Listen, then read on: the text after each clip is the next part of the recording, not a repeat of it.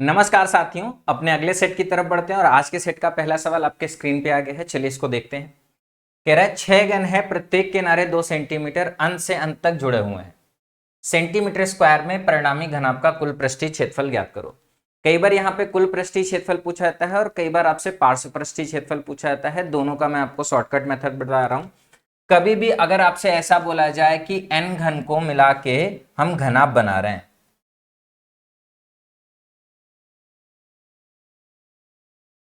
क्या बोला जाए कि n घन का यूज करते हुए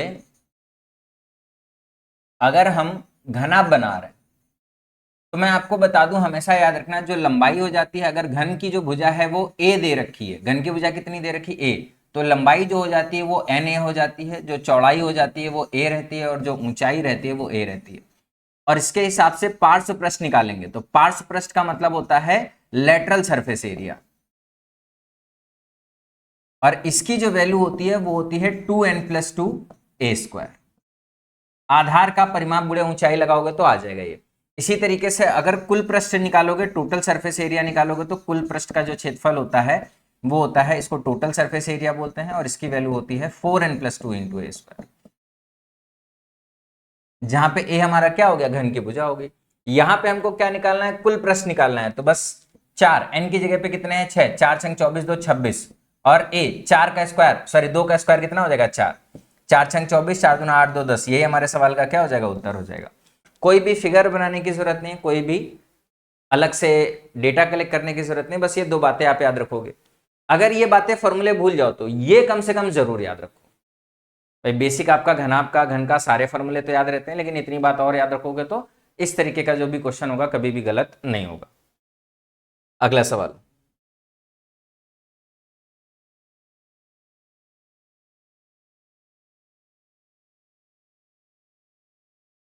कह रहा है cos x plus √3 sin x का मान 2 के बराबर है, तो कह रहा है x क्या होगा। देखो ट्रिग्नोमेट्रिक रेशियो में कभी भी अगर इस तरीके से सवाल बने कि आपको सवाल में कोण दिया हुआ है, जैसे cos x है, √3 sin x है, तो x हमारा क्या है, कोण है, और इसी कोण का मान आपसे पूछ रहा है। ऐसे जितने भी एग्जाम में सवाल आते हैं, सारे सवाल को आप ऑप्शन से बड़े आसानी से बना सकते हो। ऑप्शन मेथड का यूज करो, और ऑप्शन मेथड का भी यूज करते समय थोड़ी सी बातें अगर याद रखोगे तो सवाल और जल्दी सॉल्व हो जाएगा। वैसे इस सवाल को सॉल्व करने का जो तरीका है वो आप क्या कर सकते हो कि इसको इस तरफ लेकर आओ या इसको इस तरफ लेकर जाओ, और फिर क्या करो, स्क्वायर कर दो, और साइन स्क्वायर और कॉस स्क्वायर में किसी एक में आपका द्विघात समीकरण बन जाएगा। जब द्विघात समीकरण बनेगा तो साइन एक्स और कॉस एक्स का मान आ जाएगा, साइन एक्स और कॉस एक्स का मान आ जाएगा तो एक्स का मान आ जाएगा। बेसिक तरीका तो ये हो गया, द्विघात समीकरण बना के हल करते हैं, लेकिन उसमें समय ज्यादा चला जाएगा। जो ऑप्शन मेथड है वो सवाल को बहुत आसान करेगा। अब देखो साथ के साथ आपको यह भी समझना है, ऑप्शन मेथड में ये हमारी क्या है, एक परिमेय संख्या होती है, ये हमारी क्या है, अपरिमेय संख्या है। और आपको मालूम होना चाहिए कि अगर दाएं तरफ हमारा परिमेय बना हुआ है तो इसका मतलब यह है कि ये भी परिमेय होना चाहिए, ये भी परिमेय होना चाहिए। परिमेय और परिमेय आपस में जुड़ जाते हैं, एक परिमेय एक अपरिमेय आपस में नहीं जुड़ता। अब देखो अगर इस वाले एक √3 है, इस वाले √3 को हमको परिमेय में बदलना है, तो सिर्फ एक ही चीज समझ में आती है कि जो x का मान होना चाहिए कितना होना चाहिए, 60 डिग्री होना चाहिए। और 60 डिग्री को हम लोग क्या बोलते हैं, π/3 बोलते हैं। π/3 क्यों लिख रहा हूं, क्योंकि ऑप्शन में पाई के टर्म में दिया हो। सबसे पहले आप इसी को चेक करो। एक और केस हो सकता था कि x का मान हमारा 0 भी हो सकता था, वो भी हो सकता था, लेकिन फिर √3 को जरूरत नहीं होती। मतलब एक 60 डिग्री भी हो सकता है और एक 0 भी हो सकता है। भाई 0 कर दोगे तो साइन 0 0 होता है, तो √3 का 0 में गुणा करोगे तो भी क्या मिल जाएगा, परिमेय मिल जाएगा। लेकिन ये √3 को समाप्त करने के लिए एक और वैल्यू होती है साइन 60। साइन 60 का मान कितना होता है, √3/2, और उसी 60 पे कॉस का मान कितना होता है, 1/2। तो ये हो गया 1/2 प्लस ये हो गया √3 इंटू √3/2। अब आपको देख लेना है कि इसका मान कितना आ रहा है। अगर इसका मान 2 के बराबर आ गया, इसका मतलब यह है कि x का मान क्या होना चाहिए, 60 डिग्री होना चाहिए। अब देखो ये हमारा 3 हो जाएगा, 3 1 4, 4/2, 4/2 करोगे कितना आ जाएगा, 2 आ जाएगा। इसका मतलब क्या है कि जो भी हमने मान लिया है वो एकदम क्या है, सही है। हमने चारों ऑप्शन भी नहीं चेक किए, हमने एक वो ऑप्शन चेक किया परिमेय प्लस परिमेय बराबर परिमेय के कॉन्सेप्ट को लगा के। और इसमें इस तरीके से द्विघात समीकरण जो बनते हैं उसको भी आप इसी तरीके से परिमेय प्लस परिमेय बराबर परिमेय का कॉन्सेप्ट लगा सकते हो। ठीक है, आंसर हमारा π/3 हो जाएगा। अगला सवाल कह रहा है प्रतियोगी परीक्षा में सही उत्तर के लिए 1 अंक, अनुत्तरित के लिए 0 अंक, मतलब अगर कोई प्रश्न का उत्तर नहीं दे रहे हैं तो 0 अंक, और गलत उत्तर के लिए 1/2 अंक काटे जाते हैं। अंबिका ने 120 प्रश्नों के उत्तर दिए और 90 अंक प्राप्त किए, तो कह रहा है कितने उत्तर सही थे। देखो अगर 90 अंक मिले हैं तो इसका मतलब यह है कि 120 क्वेश्चन में 90 से तो ज्यादा सही है। क्यों भाई, एक सही अंक के लिए कितना मिल रहा है, 1 मिल रहा है, तो 90 का मतलब ये हो गया कि भाई 90 से तो ज्यादा सही किए हैं। सबसे पहले तो दिमाग में ये बात आनी ही आनी चाहिए। और इसके हिसाब से अगर आप देखोगे तो ये वाला जो आंसर है ये हमारा हो नहीं सकता, मतलब अगर 2-3 ऑप्शन और ऐसे दिए होते तो वो भी एलिमिनेट हो जाते। आप देखो इसको सवाल को सॉल्व करने का तरीका है कि आप बेसिक से एक्स वाई मान के भी कर सकते हो, मतलब एक्स मान के कर सकते हो, एलिगेशन लगा के भी सवाल को सॉल्व कर सकते हैं, और ऑप्शन से भी बड़े आसानी से सवाल को सॉल्व कर सकते हैं। देखो क्वेश्चन कितने इसने किए हैं, 120 उत्तर दिए। अब जो उत्तर नहीं दिए हैं उसके लिए तो हमको देखना ही नहीं, उसमें तो 0 अंक मिल रहे हैं, उससे कोई फर्क ही नहीं पड़ेगा। अब जो सही है उसके लिए 1 अंक मिलेगा और जो गलत है उसके लिए आधा अंक कट जाएगा। जैसे सवाल में कह रहा है कि मान लो अगर 120 प्रश्नों का उत्तर दिया और अगर 110 सही है, तो हमने कहा कि इसके हिसाब से कितने अंक बनने चाहिए उसको वो निकाल लो। अगर 110 सही है तो कितने बनेंगे, 110 अंक। लेकिन जो 10 गलत हैं तो उसमें आधे अंक कट जाएंगे। 10 का आधा कितना हो जाएगा, 5। भाई आधे का मतलब अगर एक क्वेश्चन में आधा कटा तो 10 क्वेश्चन में 10/2 5 कट जाएंगे। कितना आ जाएगा, 105 आ जाएगा। लेकिन हमको कितना चाहिए, 90 चाहिए, तो ये आंसर होगा नहीं। 100 है तो कितने क्वेश्चन बच गए, 20 क्वेश्चन बच गए। 20 का आधा कितना हो गया, 10। 10 कम कर दो, कितना आ जाएगा, 90। एकदम सही, यही हमको चाहिए, ये हमारा क्या हो जाएगा आंसर। एलिगेशन भी लगा के कर सकते थे, कैसे, सही उत्तर के लिए कितने मिलना है, 1, गलत उत्तर के लिए कितने मिलना है, आधे। और ओवरऑल आप देखो कि उसको कितना 1 अंक प्रति उत्तर मिल रहा है, 1/2 अंक प्रति उत्तर कम हो रहा है, हर उत्तर के लिए 1/2 कम हो रहा है। तो ऐसे ही अंक प्रति उत्तर, कितने उत्तर दिए हैं, 120, अंक कितने हैं, 90, तो अंक प्रति उत्तर कितना हो जाएगा, 120 हो जाएगा, 9/12 हो जाएगा। 3 से भाग कर दोगे 3/4 हो जाएगा। तो इनका एलिगेशन कितना हो जाएगा, 3/4। अब देखो यहाँ पे आप क्या करो, 4 का गुणा करो, 4 का गुणा करोगे कितना आ जाएगा, 4, 4 का गुणा करोगे कितना आ जाएगा, -2, और यहाँ पे कितना आ जाएगा, 3। तो इनका अंतर कितना हो जाएगा, 4 और 3 का अंतर हो जाएगा 1, 3 और -2 का अंतर, 1 + 1 माइनस हमेशा जुड़ जाएंगे, कितना हो जाएगा, 5। कहने का मतलब ये सही के लिए, ये गलत के लिए, तो सही के अगर इतने प्रश्न है तो गलत के इतने प्रश्न है, टोटल कितने हो गए, 6। 6 का मान कितना हो गया, 120, तो 1 का मान कितना हो गया, 20, तो 5 का मान कितना हो गया, 100। ऐसे भी कर सकते, ये हमारा एलिगेशन मेथड हो गया। लेकिन फिर भी इसमें हमको कैलकुलेशन करना पड़ा। जो हमारा ऑप्शन मेथड था वो सवाल को बहुत आसानी से बिना कैलकुलेशन के, बिना पेन पेपर का यूज किए हुए हम आसानी से बता सकते हैं। और एग्जाम में ये सारी चीजें आपको सीखनी चाहिए कि किसी सवाल को क्या लगाने की जरूरत है, या हम ऑप्शन से उसको बिना पेन पेपर के भी सॉल्व कर सकते हैं। ठीक है, चलो। कह रहा है चर x का मानक विचलन सिग्मा है, तो चर ax + b/c का मानक विचलन क्या होगा। अब मानक विचलन के लिए हमेशा याद रखा करो, पहले ये तो समझो कि ये जो x है और ये जो ax + b/c है, इसका मतलब क्या है। इसका मतलब यह है कि जैसे मैंने कहा, मेरी बात को बड़े ध्यान से समझना, xi कोई एक संख्या, xi का मतलब होता है कि जनरल टर्म रिप्रेजेंट करने के लिए कई सारे संख्याओं को, जैसे x1, x2, x3, इस तरीके से जितनी भी संख्याओं को रिप्रेजेंट करना है उसको हम लोग xi लिख सकते हैं। xi क्या है, एक छोटा रिप्रेजेंटेशन है कई सारी संख्याओं का। अब अगर हमको यह बात बोलना है कि अगर मान लो हमने सभी संख्याओं में a का गुणा किया है, तो हम इसको कैसे लिखेंगे, axi लिखेंगे। इसका मतलब क्या हो जाएगा, हमने x1 में भी a का गुणा किया है, हमने x2 में भी a का गुणा किया है, हमने x3 में भी a का गुणा किया है, और इसी तरीके से आगे भी किया। उम्मीद करते हैं कि बात को आप समझ पा रहे होगे कि नहीं। तो यहां पर देखो क्या है कि कह रहे हैं जो भी हमारा चर x है, x का मतलब है x1 है, x2 है, x3 है, x4 है, कई सारे हमारे x हैं, और उन x को हमने क्या किया है, प्रत्येक x के लिए a का गुणा किया है, प्रत्येक x के लिए a का गुणा करने के बाद में b जोड़ा है, प्रत्येक x के लिए a का गुणा करने के बाद b जोड़ने के बाद c से क्या कर दिया, भाग कर दिया। मतलब हमने 3 तरीके के ऑपरेशन कराए हैं, पहले a का गुणा किया है, फिर हमने b को जोड़ा है, और फिर हमने c से क्या कर दिया, भाग कर दिया। तो मानक विचलन में एक बात हमेशा याद रखना, जो हम जोड़ घटाना करते हैं उससे मानक विचलन पे कोई भी फर्क नहीं पड़ता। प्लस लिखा हो भी या माइनस लिखा हो भी, उससे मानक विचलन पे कोई फर्क नहीं पड़ेगा, जो पहले था वही था।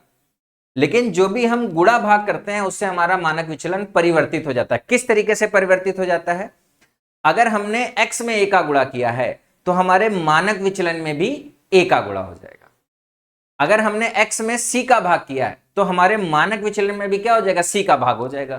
तो कहने का मतलब यह है कि इससे तो कोई फर्क नहीं पड़ेगा। अब हमारा जो नया मानक विचलन हो जाएगा, अगर मैं इसको सिग्मा डैश लिखूं तो क्या हो जाएगा? जो पहले था। अब x में क्या किया? a का गुणा किया, तो यहां पे भी क्या हो जाएगा? a का गुणा हो जाएगा।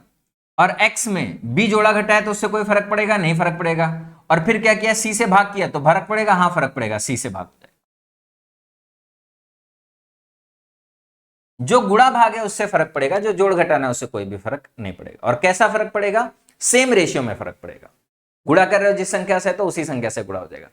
एक बात और कि हमारे a और c धनात्मक संख्याएं भी हो सकती हैं, ऋणात्मक संख्याएं भी हो सकती हैं, लेकिन जो मानक विचलन होता है यह हमेशा कैसा होता है? धनात्मक होता है। और अगर ये हमारा धनात्मक होता है तो इस चीज को धनात्मक करना पड़ेगा। कैसे करना पड़ेगा?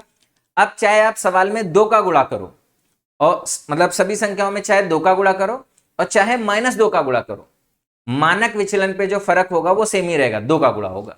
तो कहने का मतलब यह है कि यहां पे बस आप मॉड लगा दो, मॉड a बटे सी, मतलब जो भी a और c का हमारा नंबर होगा उसको हम धनात्मक के रूप में लेंगे।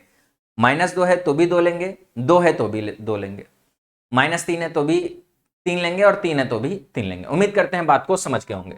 तो जो हमारा नया मानक विचलन हो जाएगा वो क्या हो जाएगा? a बटे सी और इंटू में सिग्मा।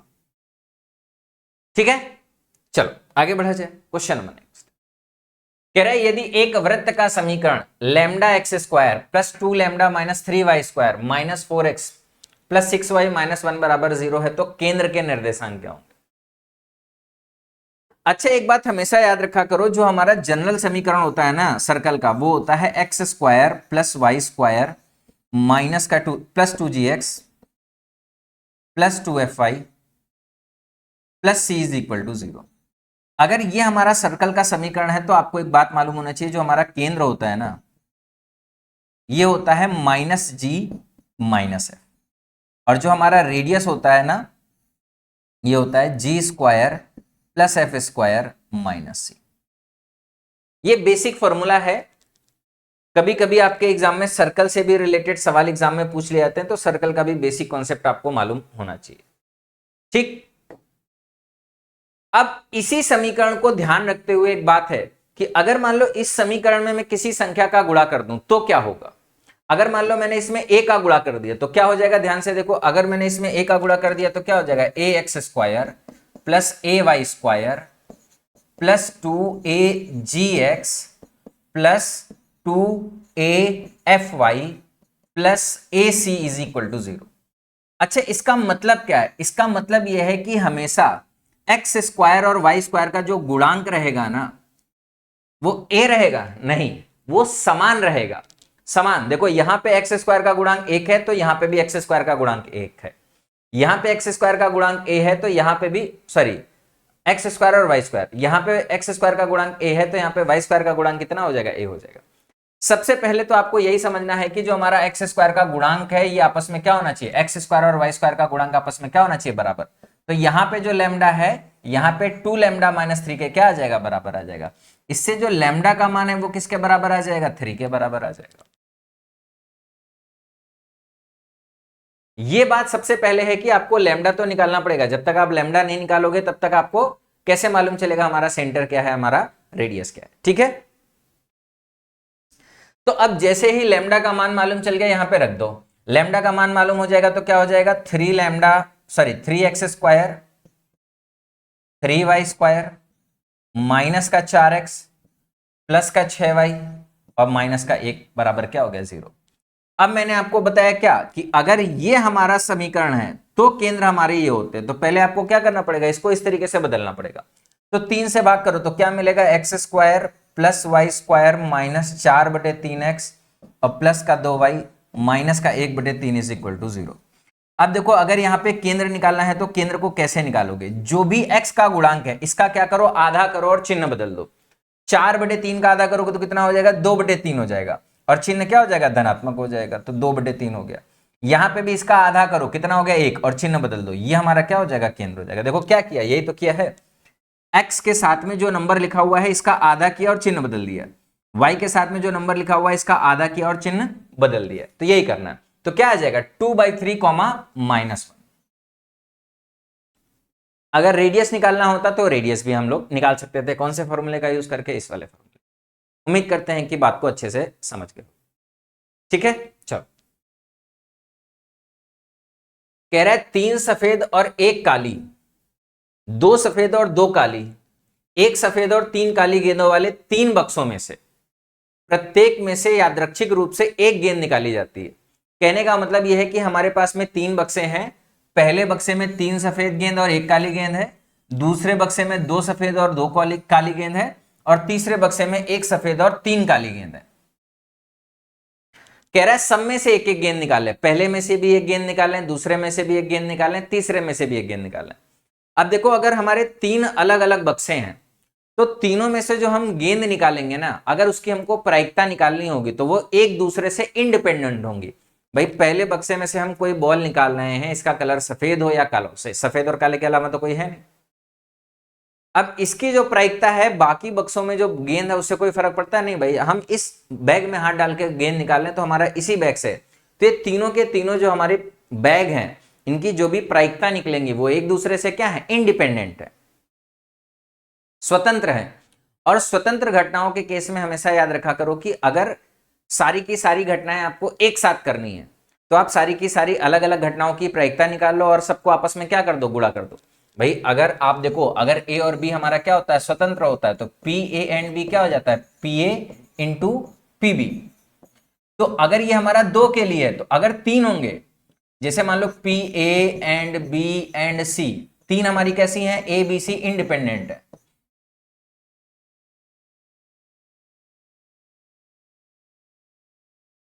तो क्या हो जाएगा, P A P B P C. पहले तो ये बात समझना है कि हमने क्यों किया है, क्योंकि ये इंडिपेंडेंट है। अब अगला, अब देखो सवाल में कह रहा है कि जब हम बॉल निकालें, भाई तीनों से एक एक बॉल निकालेंगे तो भाई हो सकता है पहले बक्से से सफेद भी आ सकता है, काला भी आ सकता है, दूसरे से भी सफेद और काला आ सकता है, तीसरे से भी सफेद और काला आ सकता है। लेकिन हमको कह रहा है कि जो अंत में हमारे पास में गेंद निकले वो कितनी होनी चाहिए, 2 सफेद होनी चाहिए और 1 क्या होनी चाहिए, काली गेंद होनी चाहिए। इसका क्या मतलब है, इसका मतलब यह है कि हमारे 3 गेंदों में 1 काली और 2 सफेद होनी चाहिए। इसका एक और मतलब है कि ये 1 काली गेंद किसी भी एक बक्से से निकाल लो और बाकी बक्से से क्या करो, 2 सफेद गेंद निकाल लो। अब इसमें आप देखो 3 केस बनेंगे, क्या बनेंगे, 3 केस बनेंगे।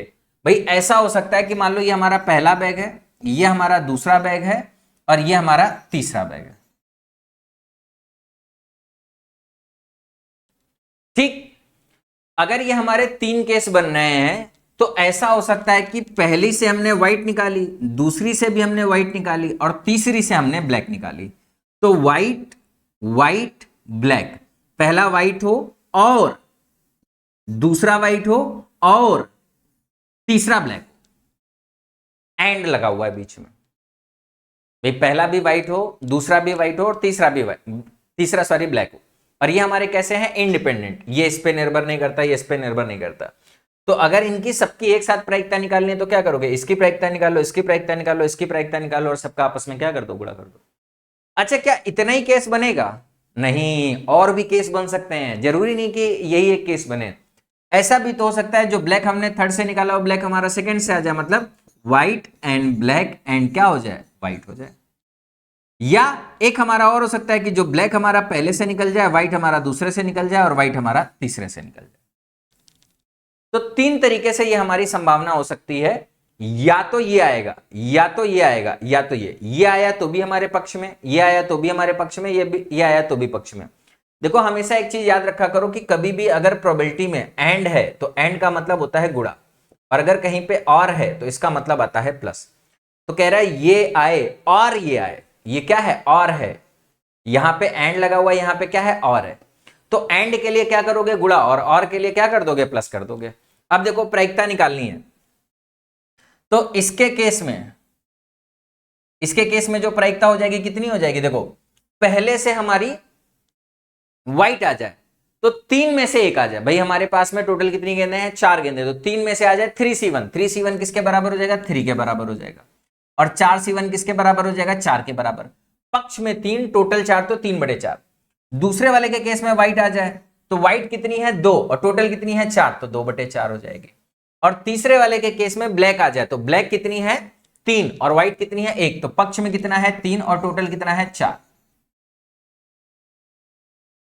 तो 3 त्रिका 9, 9 दूना कितना हो गया? 18/24। इसका अगर आप मान देखोगे तो कितना आ जाएगा? 18/24। लास्ट में कैलकुलेट करेंगे। इसी तरीके से यहां पे निकालो, थोड़ा मैं इधर लिख देता हूं, ज्यादा उधर जा रहा है।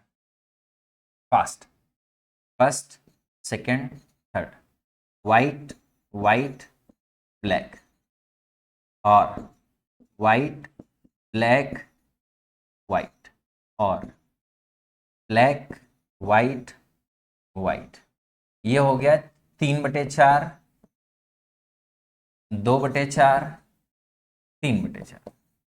क्लियर? अगर आप निकालोगे तो इसकी हो गई 3 त्रिका 9 दूनी 18/64। लास्ट में कैलकुलेट करेंगे, अभी कैलकुलेट करने की जरूरत नहीं।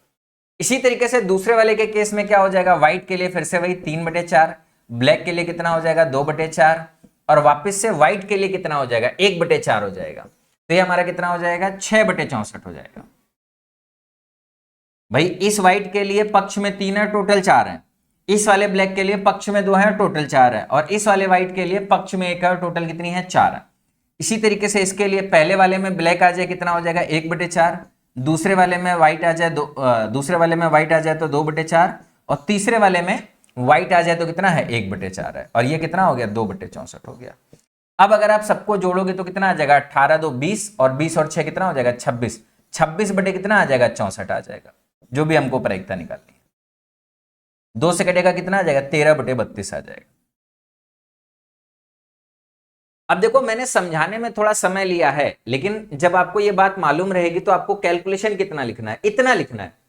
ये कैलकुलेशन नहीं है, कैलकुलेशन बहुत कठिन नहीं है। कभी कभी इस लेवल के क्वेश्चन आएंगे एग्जाम में, हर बार इस लेवल के क्वेश्चन नहीं आएंगे, लेकिन आपको तैयारी अपनी इस लेवल तक की करके रखनी होगी, ताकि अगर इस तरीके का भी सवाल है तो आप बड़ी आसानी से उसको हल कर पाओ। ठीक है, चलो। कह रहा है समीकरण x² प्लस px प्लस 12 बराबर 0 का एक मूल 4 है, जबकि समीकरण x² plus px plus q बराबर 0 के मूल समान है। तो कह रहा है q का मान क्या होगा?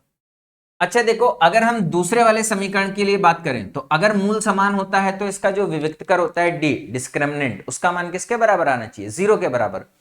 ये हमारा b हो गया, ये हमारा c हो गया, तो b² मतलब p² माइनस 4 a का मान 1 है, c का मान कितना हो जाएगा? q, इसका मान कितना आना चाहिए? 0 आना चाहिए।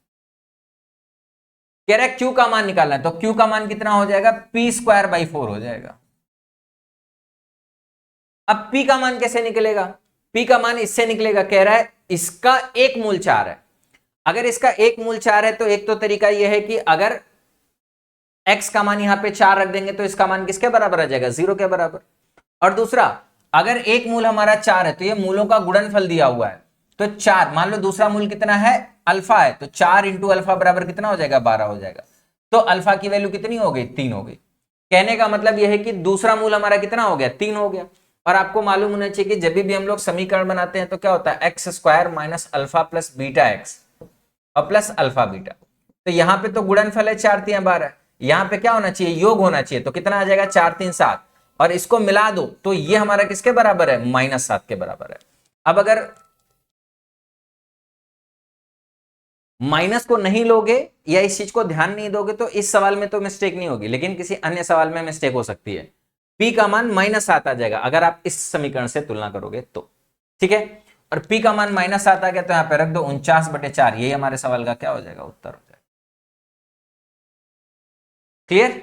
चलो अगला सवाल देखो। कह रहा है निम्नलिखित में से कौन सी एक परिमेय संख्या नहीं है? एक परिमेय संख्या नहीं है। परिमेय होने का मतलब क्या होता है? जो भी हमारा दो तरीके की संख्याएं होती है, एक होता है परिमेय और एक होता है अपरिमेय। परिमेय हमारा हमेशा होता है इस तरीके से p/q के रूप में, जिसको हम लोग लिख सकते हैं, जहां पे p और q हमारे क्या हो? पूर्णांक हो, इंटीजर हो। और अपरिमेय संख्या वो होती है जहां पे कहीं ना कहीं हमको क्या मिले? करनी मिले, कहीं ना कहीं जोड़ में मिले, सीधे सीधे मिले, गुणे में मिले, घटाने में मिले, कहने का मतलब यह है कि जैसे √2 हो तो भी चलेगा, 2√2 हो तो भी चलेगा, 2 + √2 हो तो भी चलेगा।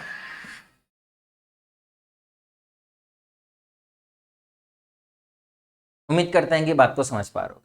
तो परिमेय और अपरिमेय के बारे में बहुत अच्छे से आइडिया होना चाहिए। अब सवाल में हमको कह रहा है कि इनमें से कौन सी एक परिमेय संख्या नहीं। अच्छा, जो परिमेय नहीं होगा वो क्या होगा? अपरिमेय होगा। दो ही तरीके की संख्याएं होती है जितने भी हमारे पास में वास्तविक है, या तो परिमेय होगा या तो अपरिमेय होगा। अगर परिमेय नहीं है तो क्या होगा? अपरिमेय होगा। मतलब रूट के अंदर आपका वैल्यू आना चाहिए। अब देखो, अगर हम लोग पहले नंबर की बात करें तो 3 स्क्वायर + 4 स्क्वायर किसके बराबर होता है? 5 स्क्वायर। और ये हमारा क्या आ जाएगा? बाहर, वर्गमूल के बाहर आ जाएगा। कितना आ जाएगा? 5 आ जाएगा। तो ये हमारा अपरिमेय बचा नहीं। यहां पे देखो 1296, भाई ये स्क्वायर आपको बहुत अच्छे से रटा होना चाहिए। अगर ये स्क्वायर आपको नहीं रटे हुए हैं तो बड़ी दिक्कत होगी। ये जो हमारा स्क्वायर होता है 36 का स्क्वायर होता है। अब आप क्या करोगे कि ये बटे में हटाओगे, दशमलव हटाओगे, बटे में 100, इसका स्क्वायर करोगे तो 36 स्क्वायर वर्गमूल, और ये हमारा कितना आ जाएगा? 10। तो ये भी हमारा क्या हो गया? परिमेय हो गया। अब देखो यहां पे 125 है तो 25 का वर्गमूल हो जाएगा बाहर, और अंदर हमारा एक √5 बच जाएगा। अब देखो इसको आप बाहर नहीं निकाल सकते, ये हमारा बाहर निकल पाएगा नहीं, तो यही हमारा क्या हो जाएगा? अपरिमेय हो जाएगा। और यही हमारा क्या है? परिमेय नहीं हो। आगे ये तो हमारा सीधे सीधे दिख रहा है, 30 का स्क्वायर है तो बाहर कितना आ जाएगा? 30 आ जाएगा। एक ही संख्या बची, कौन सी हो जाएगी? C option. क्लियर? चलो अगला सवाल। कह रहा है n का मान 10 है, x बार का मान 12 है और xi स्क्वायर का मान 1530 है। तो कह रहा है विचरण गुणांक ज्ञात करो। सबसे पहले आप देखो इसमें विचरण गुणांक क्या होता है। विचरण गुणांक को हम लोग कोफिशिएंट ऑफ वेरिएशन CVB लिखते हैं, और ये हमेशा होता है sigma upon x bar into 100, जहां पे सिग्मा हमारा क्या होता है? मानक विचलन होता है,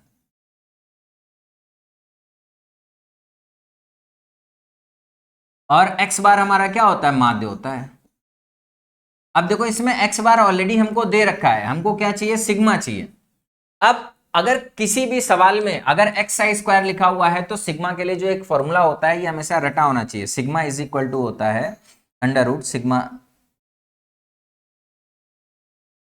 एक्स आई स्क्वायर बटे में n minus x bar square. क्या करोगे? यही वाला फॉर्मूला लगाओगे। x बार भी दे रखा है, एक्स आई भी दे रखा है, n भी दे रखा है, तो सिग्मा की वैल्यू कितनी हो जाएगी? 1530 बटे में 10 माइनस 12 का स्क्वायर करोगे कितना आ जाएगा? 144। ये 0 से 0 चला गया, 153 में से 144 घटाओगे, 13 में से 4 गया 9, और 9 का वर्गमूल कितना आ जाएगा? 3। प्लस माइनस 3 मत लिख देना, सिग्मा हमेशा धनात्मक होता है, 3 ही मान आएगा इसका। ठीक, अगर सिग्मा हमारा 3 है तो यहां पे रख दोगे, ये हमारा 3 हो गया, और ये हमारा कितना हो गया? 12 हो गया, और गुणे में कितना हो गया? 100। 3 चौक 12, और ये हमारा 1/4, 1/4 कितना आ जाएगा? 25% आ जाएगा। और यही हमारे सवाल का क्या हो जाएगा? उत्तर हो जाएगा। कठिन नहीं है, बहुत आसान क्वेश्चन है। अच्छा, कई बार आपको सिर्फ इतना देके आपसे सिग्मा पूछ लेता है, ये सेम वैल्यू देके कई बार आपसे क्या पूछ लेगा? सिग्मा पूछ लेगा, कितना आ जाएगा? 3। और कई बार ये सेम वैल्यू देके आपसे क्या पूछ सकता है? कोफिशिएंट ऑफ वेरिएशन, जिसको हम लोग विचरण गुणांक भी कहते हैं। ठीक है, चलो।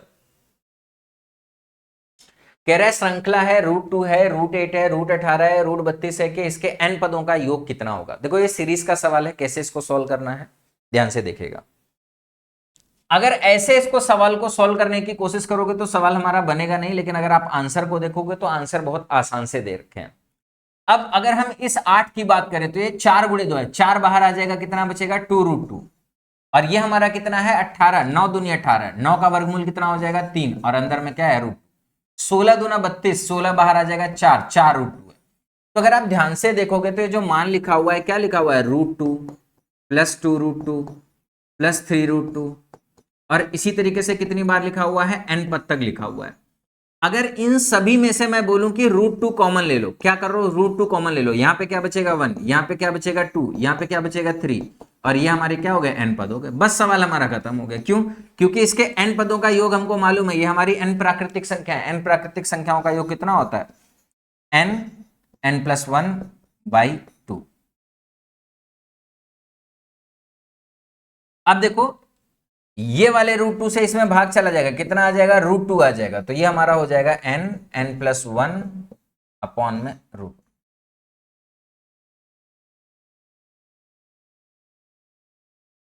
Sorry, nn+1/√2। उम्मीद करते हैं कि बात को समझ गए होंगे। अच्छा, यहां पे आप डायरेक्ट एपी का फॉर्मूला यहां से भी लगा सकते थे। आप देखोगे कि सब में कितना बढ़ रहा है, √2 बढ़ रहा है, यहां पे कितना बढ़ रहा है, √2 बढ़ रहा है। तो आप एपी के एन पदों का फॉर्मूला भी लगा सकते हो। एपी के एन पदों का फॉर्मूला होता है SN बराबर n/2, 2a plus n-1 into D. ये फॉर्मूला लगा के भी आप निकाल सकते थे, यहां से भी आपका आंसर आ जाएगा। लेकिन इसमें फिर कैलकुलेशन देखो थोड़ी सी बिना वजह ज्यादा बढ़ जा रही, थोड़ी सी ज्यादा बढ़ रही, मतलब ऐसा नहीं कि बहुत लेंदी हो जाएगा। कह रहा है 3 cos x plus 4 sin x बराबर 6 में इसके हल हैं। फाइनाइट है, इनफाइनाइट है, 1 है, नो है।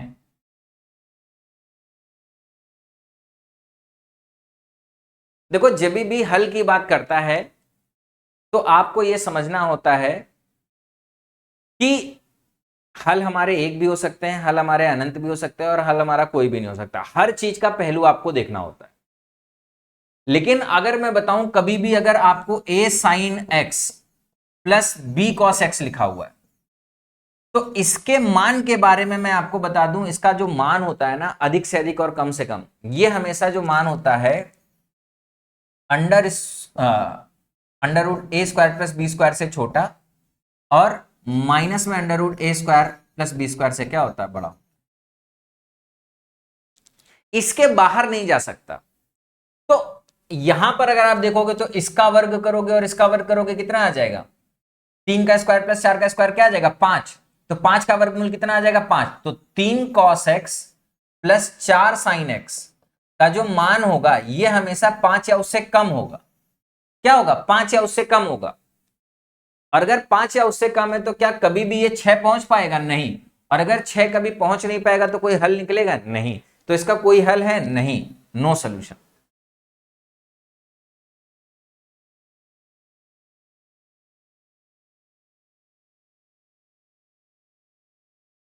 भाई ये तभी आप कर सकते हो जब आपने थोड़ा मैक्सिमम मिनिमम पढ़ा होगा कि a sin x plus b cos x का अधिक से अधिक और कम से कम मान कितना होता है। तब तुरंत दिमाग में आपका स्ट्राइक करेगा कि भाई इसका अधिक से अधिक ही मान 5 होता है, और इसका मान कितना दे रखा है, 6, जो कि संभव नहीं है।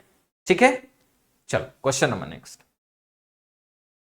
कह रहा है किसी भिन्न के अंश में 2 और हर में 5 जोड़ने पर प्राप्त भिन्न 1/2 के बराबर होता है। इसके अलावा इसके अंश और हर दोनों में से 2 घटाने पर भिन्न प्राप्त भिन्न 1/3 के बराबर होता है। तो कह रहा है भिन्न ज्ञात करो।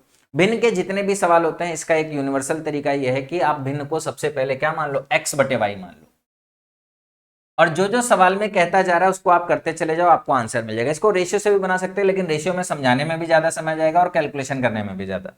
और ये वाला समझाने में भी आसान है। हालांकि रेशियो वाले में हो सकता है 1-2 स्टेप स्टार्ट में दिक्कत देंगे, बाद में आसान हो जाएंगे। इसमें क्या है कि ना स्टार्ट में दिक्कत होगा ना बाद में दिक्कत होगा। तो बेसिक तरीका इस सवाल के लिए ज्यादा बेहतर है। x/y कितना हो जाएगा, कह रहा है इसके अंश में 2 और हर में 5 जोड़ दें। तो अंश में मैंने 2 जोड़ दिया और हर में मैंने कितना जोड़ दिया, 5 जोड़ दिया। कह रहा है जो अब ये मान हो जा रहा है, कितना हो जा रहा है, 1/2 हो जा रहा है। कुछ नहीं है, आपका एक लीनियर इक्वेशन बन जाएगा। इसका गुणा इधर, इसका गुणा इधर। तो देखो क्या मिल जाएगा, 2x प्लस 4 बराबर y प्लस 5। अब देखो 2x माइनस वाई, ये 4 है, ये y है, बराबर 1 आ जाएगा। ये हमारा क्या है, एक समीकरण बन गया। इसी तरीके से दूसरे वाले केस में कह रहा है इसके अलावा अंश और हर दोनों में हम क्या कर रहे हैं, 2 जोड़ दे रहे हैं, x प्लस 2 वाई प्लस 2 बराबर क्या हो जा रहा है, 1/3 हो जा रहा है। तो ये देखो 3x और y, तो क्या आ जाएगा, 3x माइनस वाई आ जाएगा। और ये वैल्यू 6 और ये 2, तो 2 में से 6 जाएगा, कितना आ जाएगा, 4 आ जाएगा माइनस का।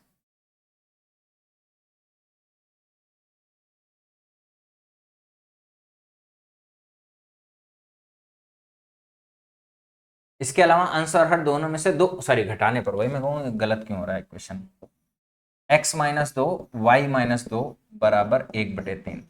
तो हो जाएगा 3x माइनस का y, अब इससे बड़ा आना चाहिए। तो ये माइनस का 6 और माइनस का 2 उधर जाएगा तो कितना हो जाएगा, प्लस का 4 हो जाएगा।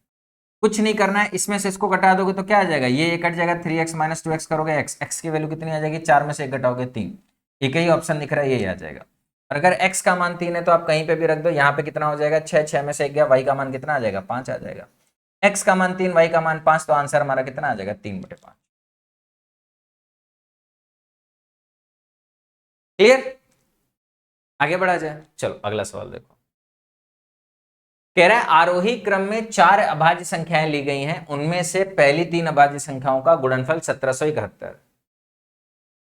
जैसे कह रहा है 4 अभाज्य संख्याएं हैं, P1 है, P2 है, P3 है, P4 है, और बढ़ते हुए क्रम में, मतलब ये सबसे बड़ा है, फिर ये है, फिर ये है, और कह रहा है कि पहली 3 अभाज्य संख्या, पहली 3 कौन सी, जो सबसे छोटी हो जाएंगी, इनका जो गुणनफल दे रखा है, कितना दे रखा है, 1771 दे रखा है। और कह रहा है अंतिम 2 अभाज्य संख्याओं का योग 82, मतलब P3 प्लस P4 का जो मान है वो कितना दे रखा है, 82। तो कह रहा है अंतिम 2 अभाज्य संख्याओं का गुणनफल चाहिए, P3 इंटू P4 चाहिए। क्या सवाल समझ में आया? ये जो मैंने लिखा है ये आपके दिमाग में चलना चाहिए, लिखने की जरूरत नहीं है। अब देखो इसको कैसे करोगे। जो प्राइम नंबर होता है ना, ये पूरा का पूरा हिट एंड ट्रायल होता है, इसमें कोई कॉन्सेप्ट नहीं लगता, कोई भी कॉन्सेप्ट लगाने की, ढूंढने की कुछ भी जरूरत नहीं है। अगर प्राइम नंबर का गुणनफल दे रखा है तो एक ही तरीका है, हिट एंड ट्रायल से आपको देखना है कि भाई हमारे अलग अलग कौन कौन से प्राइम है। जैसे यहां पे 1771 है, तो आप बेसिक जो भी आपको प्राइम नंबर की डिविजिबिलिटी मालूम है उन पे फोकस करो। 3 है, 11 है जिनकी डिविजिबिलिटी आपको मालूम है, 5 है, 7 है, छोटे छोटे प्राइम नंबर से देखो। अब फिर अगर जरूरत है छोटे छोटे प्राइम नंबर से भाग नहीं जा रहा है, तब फिर हम लोग बड़े प्राइम नंबर की तरफ जाएंगे। तो देखो 7 1 8 8 16, 3 से भाग नहीं जाएगा, फिर 3 से नहीं जाएगा तो 9 से मत देखो, 9 प्राइम नंबर नहीं होता, 3 के बाद 5 से जाएगा नहीं, 7 से 7 दूनी 14, 3 बचा, 7 पना 35, 7 21, 7 से भाग चला जाएगा। देखो अगर आप 7 से भाग करोगे तो 7 7 दूनी 14, 3 37, 7 पना 35, 7 21, इतना आ गया। अब इसके बाद में किससे भाग चला जाएगा, 11 से भाग चला जाएगा, 11 11 दूना 22, 11 3 33। बड़ी आसानी से हमको मालूम चल गया कि हमारे 3 प्राइम और किस क्रम में है, 7 11 23।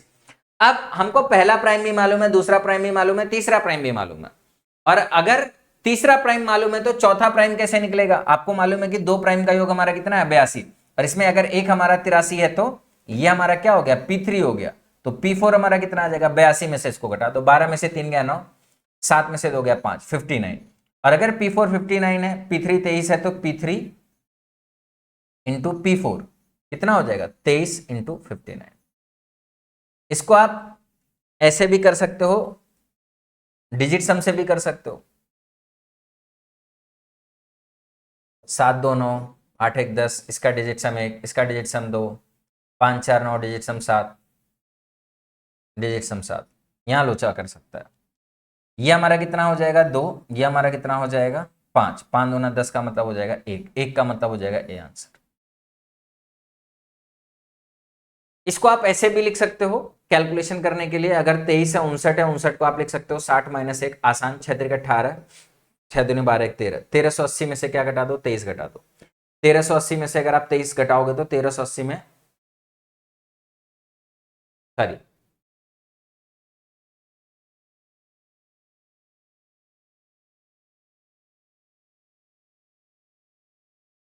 ओ यहाँ पे गलत लिख दिया, सॉरी मेरी गलती है, तभी गलत आंसर निकाल दिया। यहाँ पे 23 गुणे 59 है, यहाँ पे 5 आ जाएगा, और यहाँ पे भी 5, 5 25 25 का मतलब 7 हो जाएगा, ये भी हो सकता है, ये भी हो सकता है। और फिर यहाँ पे समझ में आ गया कि अगर 7 और 7 दोनों में आ रहा है तो फिर ये 2 आंसर नहीं होंगे, इनमें से कोई होगा। फिर वही ये कैलकुलेशन करना था, 23 59 को लिख सकते हो 60 माइनस 1, और ये हमारा हो गया 1380 माइनस के 23, और 1380 में से 23 घटाओगे तो 1357 आ जाएगा। 23 की टेबल आती है तो डायरेक्टली आप 23 का टेबल भी पढ़ सकते हो। ठीक, चलो क्वेश्चन नंबर नेक्स्ट।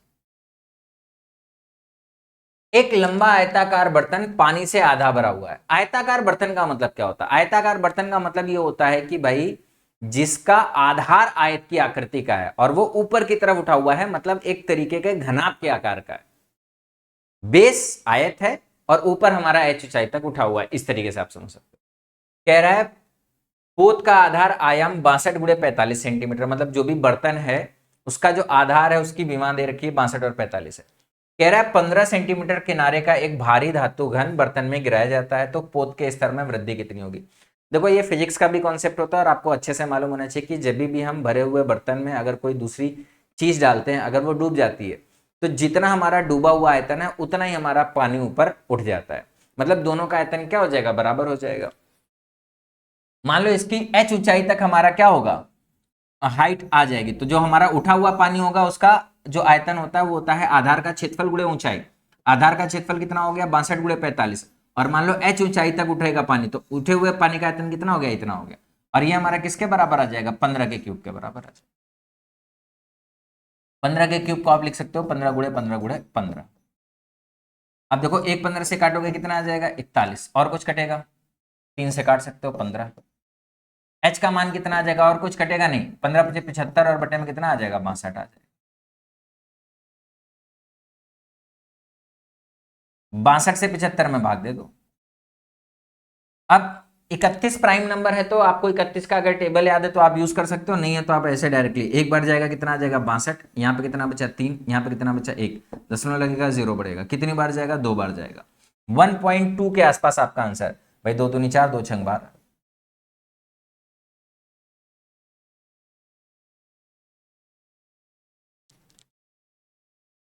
और उसके बाद देखो लगभग लगभग 60 बच रहा है तो दशमलव 1, 1.21 के आसपास आंसर आ जाएगा। क्लियर है, चलो। कह रहा है एक महिला और एक लड़के द्वारा मिलकर किए गए समय के आधे समय में काम को पूरा कर सकते हैं। एक पुरुष और एक महिला, एक पुरुष और एक महिला, एक महिला और एक बच्चे के किए गए समय के आधे समय में काम कर सकते हैं। ये आधे समय में काम करेंगे तो इनको 2 गुना समय लगेगा, कहने का मतलब अगर इनको 1 समय लग रहा है तो इनको कितना समय लगेगा, 2 गुने का समय लगेगा। तो इससे आप इनकी कार्य क्षमता का अनुपात निकाल सकते हो, आदमी औरत, औरत और बच्चे, यहां प्लस है।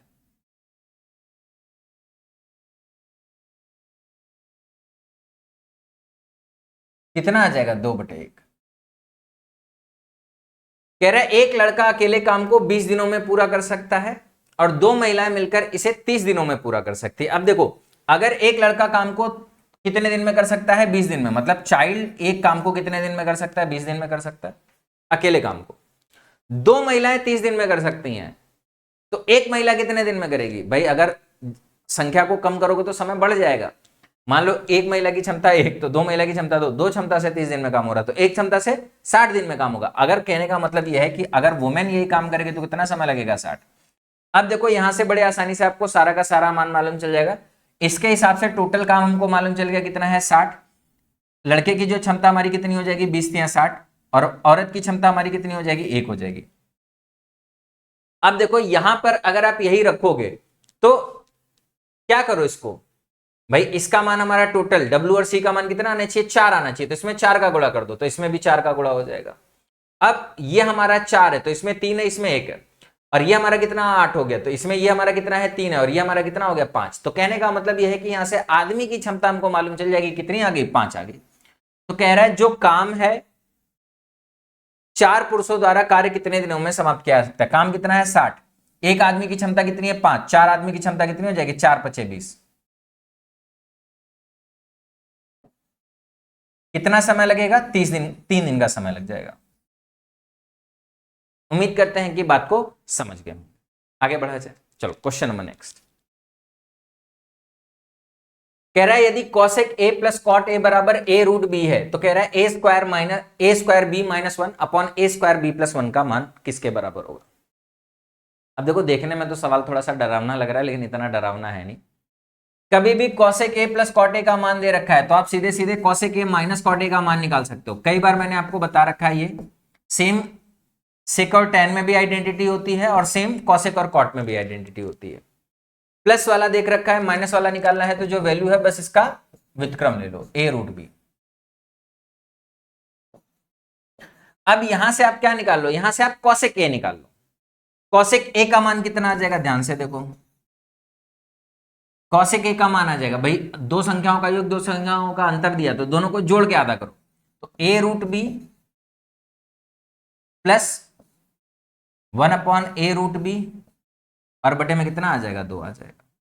आप देखोगे तो ये हमारा इधर चला जाएगा, कितना हो जाएगा, a²b प्लस 1/2 a√b आ जाएगा।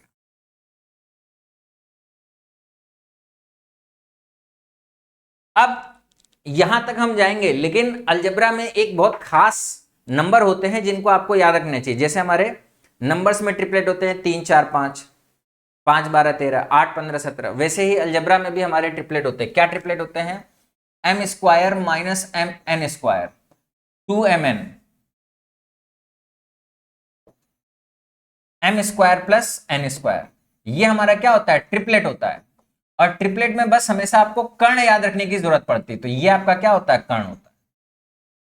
एन की जगह 1 रख दोगे तो ये एम स्क्वायर माइनस 1 हो जाएगा, 2m हो जाएगा, एम स्क्वायर प्लस 1 हो जाएगा। तो ये भी हमारा क्या हो जाएगा? कर्ण हो जाएगा। और ये भी हमारा क्या है? ट्रिपलेट है।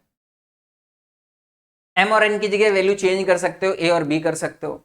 यहां पे आप एम की जगह पे ए रूट बी लिख सकते हो। अगर यहां पे आपने ए रूट बी लिख दिया तो ए रूट बी का स्क्वायर करोगे क्या आ जाएगा? ए स्क्वायर बी माइनस 1।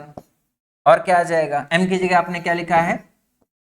ए रूट बी, तो 2a रूट बी, और एम स्क्वायर प्लस 1, ए स्क्वायर बी प्लस 1, ये हमारे क्या हो जाएंगे? ट्रिपलेट हो जाएंगे। और ये हमारा क्या हो जाएगा? कर्ण हो जाएगा।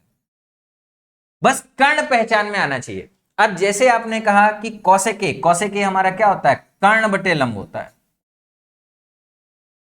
तो इससे आपको क्या मालूम चलेगा? ये हमारा क्या है? कर्ण है, और ये आपका क्या है? लंब है। तो आधार बड़े आसानी से मालूम चलेगा। देखो कर्ण मालूम है, और ये हमारा क्या हो गया? लंब हो गया। जो तीसरी भुजा होगी ये हमारा क्या हो जाएगा? आधार हो जाएगा। और अगर ये हमारा आधार हो गया तो सवाल में क्या दिया हुआ है? ये दिया हुआ है आधार बटे कर्ण। भाई क्या लिखा हुआ है? आधार बटे कर्ण। और आधार बटे कर्ण हमारा क्या होता है? आधार बटे कर्ण हमारा होता है कॉस ए। कॉस ए कहां दिया हुआ है? ए ऑप्शन में। ये हमारा क्या हो जाएगा? आंसर।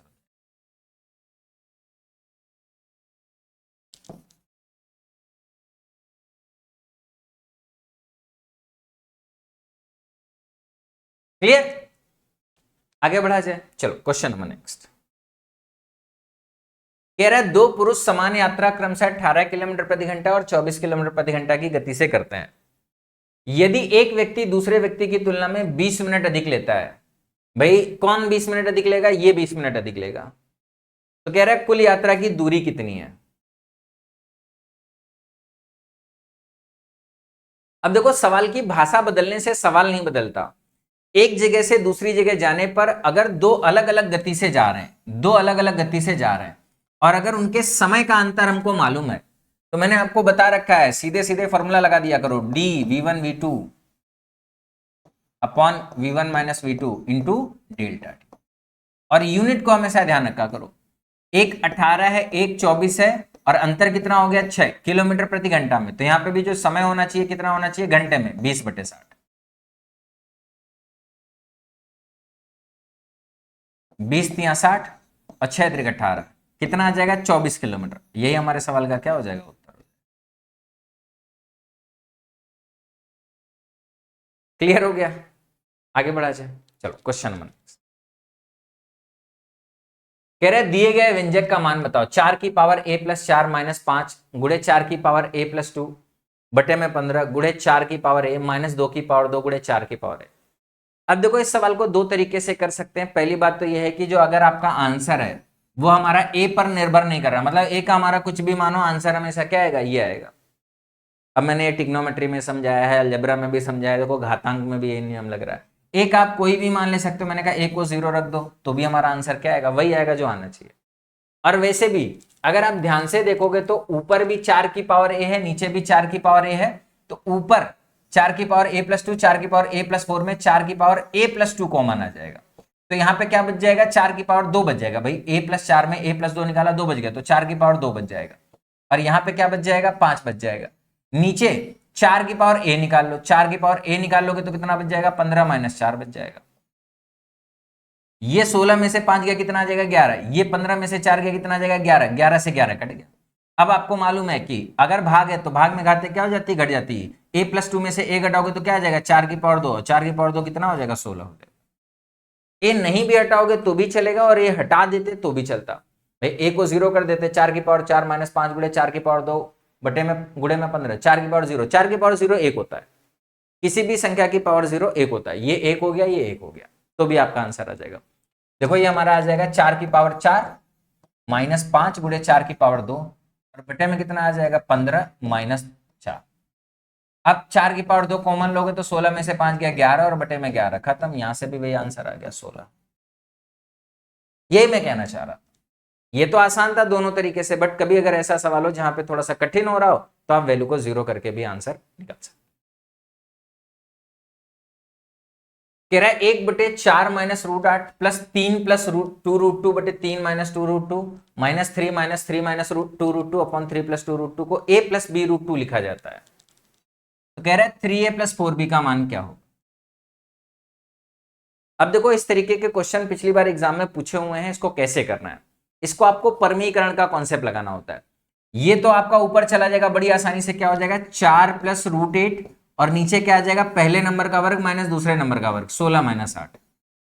इन दोनों को एक साथ मिलाओ। इसके लिए आपको बस एक कॉन्सेप्ट याद होना चाहिए। अगर आपको इस तरीके से लिखा हुआ है √a plus √b upon √a minus √b minus √a minus √b upon में √a प्लस √b, तो मैं आपको बता दूं इसकी जो वैल्यू होती है वो होती है 4√a इंटू √b अपॉन में a, मतलब इसका स्क्वायर और इसका स्क्वायर a माइनस b। अगर ये वाला नंबर पहले होता ये वाला नंबर बाद में होता तो माइनस। देखो ये बड़ा है ये छोटा है, तो बड़े में से छोटे को घटाओगे तो पॉजिटिव आएगा, छोटे में से बड़े को घटाओगे तो नेगेटिव आएगा। इससे भी आप इसको याद रख सकते हो।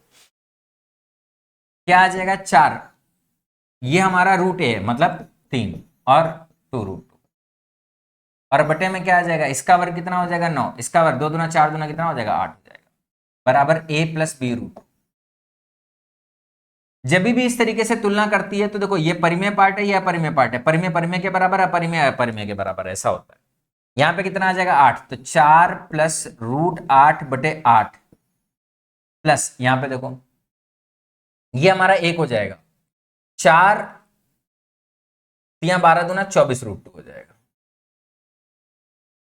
अच्छा आप देखो इसको क्या लिख सकते हो 4 गुणे 2 है तो 4 बाहर आ जाएगा 2√2 आ जाएगा, तो 4 प्लस 2√2 और बटे में 8 है और प्लस 24√2,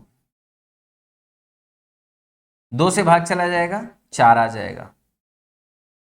अब आपको क्या करना है कि पहले रियल पार्ट अलग कर लेना है। अगर रियल पार्ट अलग करोगे तो कितना आ जाएगा 2/4 आ जाएगा। ये हमारा 2/4 आ जाएगा, कितना आ जाएगा 1/2 आ जाएगा प्लस यहां पे 1/4 और यहां पे 24, 24 चौको 96 और 1 97/4 आ जाएगा। करेक्ट। उम्मीद करते हैं कि बात को आप समझ गए होंगे सारे के सारे लोग। ये हमारा 1/2 आ जाएगा और ये हमारा 97/4 आ जाएगा। 24 चौको 96, 96 और 1 97, 97/4। अब इसको अगर इससे तुलना करोगे, किससे तुलना करोगे a प्लस b√2 से तुलना करोगे तो जो a का मान है कितना हो जाएगा 1/2 और जो b का मान है कितना आ जाएगा 97/4 आ जाएगा। तो 3a का मान कितना आ जाएगा 3/2 आ जाएगा।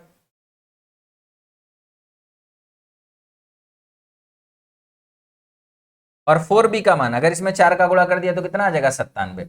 अब देखो ये 1 सही 1/2 है तो एक इधर चला जाएगा तो कितना हो जाएगा 98 सही 1/2। 98 सही 1/2 आपका क्या हो जाएगा उत्तर। उम्मीद करते हैं कि बात को समझ गए होंगे। यहां तक आसान था, थोड़ा सा ये हल्का सा कैलकुलेशन था।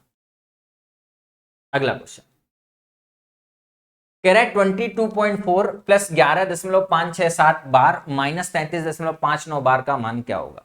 देखो जब जोड़ घटाना भी दिया हो, बार भी दिया हो और आंसर भी बार में निकालना है तो इस बार को हमको फ्रैक्शन में बदलने की जरूरत नहीं होती। बार से सीधे कैसे बार बनेगा ध्यान से समझना। आपको बस ये देखना है कि ऑप्शन में अधिक से अधिक कितने अंक पे बार लगा हुआ है, 6 अंक, 3 अंक पे बार लगा हुआ है तो हमको 6 अंक तक का कैलकुलेशन करना है। 7 भी कर लोगे तो चलेगा। कैसे 6 अंक तक का कैलकुलेशन करना है, इसको दशमलव के बाद 7 अंक, इसको दशमलव के बाद 7 अंक और इसको दशमलव के बाद 7 अंक लिख लो। जोड़ वाले की अगर हम बात करेंगे तो कितना आ जाएगा 22.4। 4 बार का मतलब है कि 4 को बार बार लिख रहा है। कितनी बार लिख दो 7 बार लिख दो। ठीक, कितनी बार हो गए 6 और 1 7। इसी तरीके से यहां पे भी 5 6 7 6 7 6 7, इनको क्या करो जोड़ लो। अब देखो 33 से 33 आपका ऑटोमेटिक कैंसिल हो जाएगा, इसीलिए 33 और 33 खत्म होकर 0 दशमलव समथिंग बनना है तो ये आपका खत्म। अगर आप जोड़ोगे तो 7 4 11, 6 4 10 11, 7 4 11 1 12, 6 4 10 1 11, 7 4 11 1 12, 6 4 10 1 11, 5 4 9 और 1 कितना आ जाएगा 10। अब यहां 12 यहां 12, तो इसका मतलब यह है कि इस तरीके से ये 12 12 हमारा चल रहा होगा। ये मैंने इसीलिए कहा कि ज्यादा नंबर तक लिखोगे तो बड़ी आसानी से पकड़ में आ जाएगा कि क्या हमारा कॉन्सेप्ट चल रहा है। अब इसमें क्या है कि हमारा 0.599999 है। अब आप इसको सॉल्व कर लो। 12 में से 9 गया कितना आ जाएगा 3, 10 बचा, 10 में से 9 जाएगा कितना आ जाएगा 1, फिर 1 बचा, 11 में से 9 जाएगा कितना आ जाएगा 2, 11 में से 9 जाएगा कितना आ जाएगा 2, 10 में से 9 जाएगा 1, 11 में से 9 जाएगा 2, 10 में से 9 जाएगा 1, 9 में से 5 जाएगा 4। अब अगर आप ध्यान से देखोगे तो जैसे 1 2 है, 1 2 है, यहां पे 1 3, भाई अगर आगे से होता तो ये भी हमारा क्या हो जाता 2 हो जाता। तो अगर आप ध्यान से देखोगे तो 4 1 2 1 2 1 2 रिपीट कर रहा तो 1 2 12 आ जाएगा। एक बात मैं आपको और बताना चाहता हूं कि कई सारे अध्यापक इस वाले कॉन्सेप्ट के लिए एक गलत ट्रिक बताते हैं और बच्चे उस ट्रिक को फॉलो करते हैं। टीचर क्या ट्रिक बताते हैं कि आपको ये देखना है इसमें सबसे ज्यादा अंक पे बार किसमें है, इसमें है, और जो आपका आंसर आएगा वो इसी पैटर्न का आएगा जिस पैटर्न का ये है। इसमें 3 अंक 2 अंक पे बार है और दशमलव के बाद 1 अंक पे बार नहीं, तो जो भी आपका आंसर इस पैटर्न का होगा वही आपका क्या होगा आंसर होगा। लेकिन मैं आपको बता दूं ये बाई लक ऐसा है, बाई चांस ऐसा है कि ये पैटर्न हमारा मैच कर रहा है, लेकिन ऐसी कोई सत्यता नहीं है इस शॉर्टकट के लिए कि अगर ऐसा है तो आंसर हमेशा ऐसा है। मैं आपको बता दूं ऐसा है तो आंसर ऐसा भी आ सकता है, डिपेंड करेगा कि वो हमारा आखिरी में डेटा कैसा बने। उम्मीद करते हैं कि बात को समझ पा रहे होंगे। कई बार ऐसा होता है कि हम लोग ट्रिक पढ़ लेते हैं, एक सवाल में तो वो ट्रिक लगती है लेकिन दूसरे सवाल में नहीं लगती, तो ऐसी ट्रिक को मत पढ़िए जो सिर्फ एक सवाल में लगे और दूसरे सवाल में ना अप्लाई। ठीक है,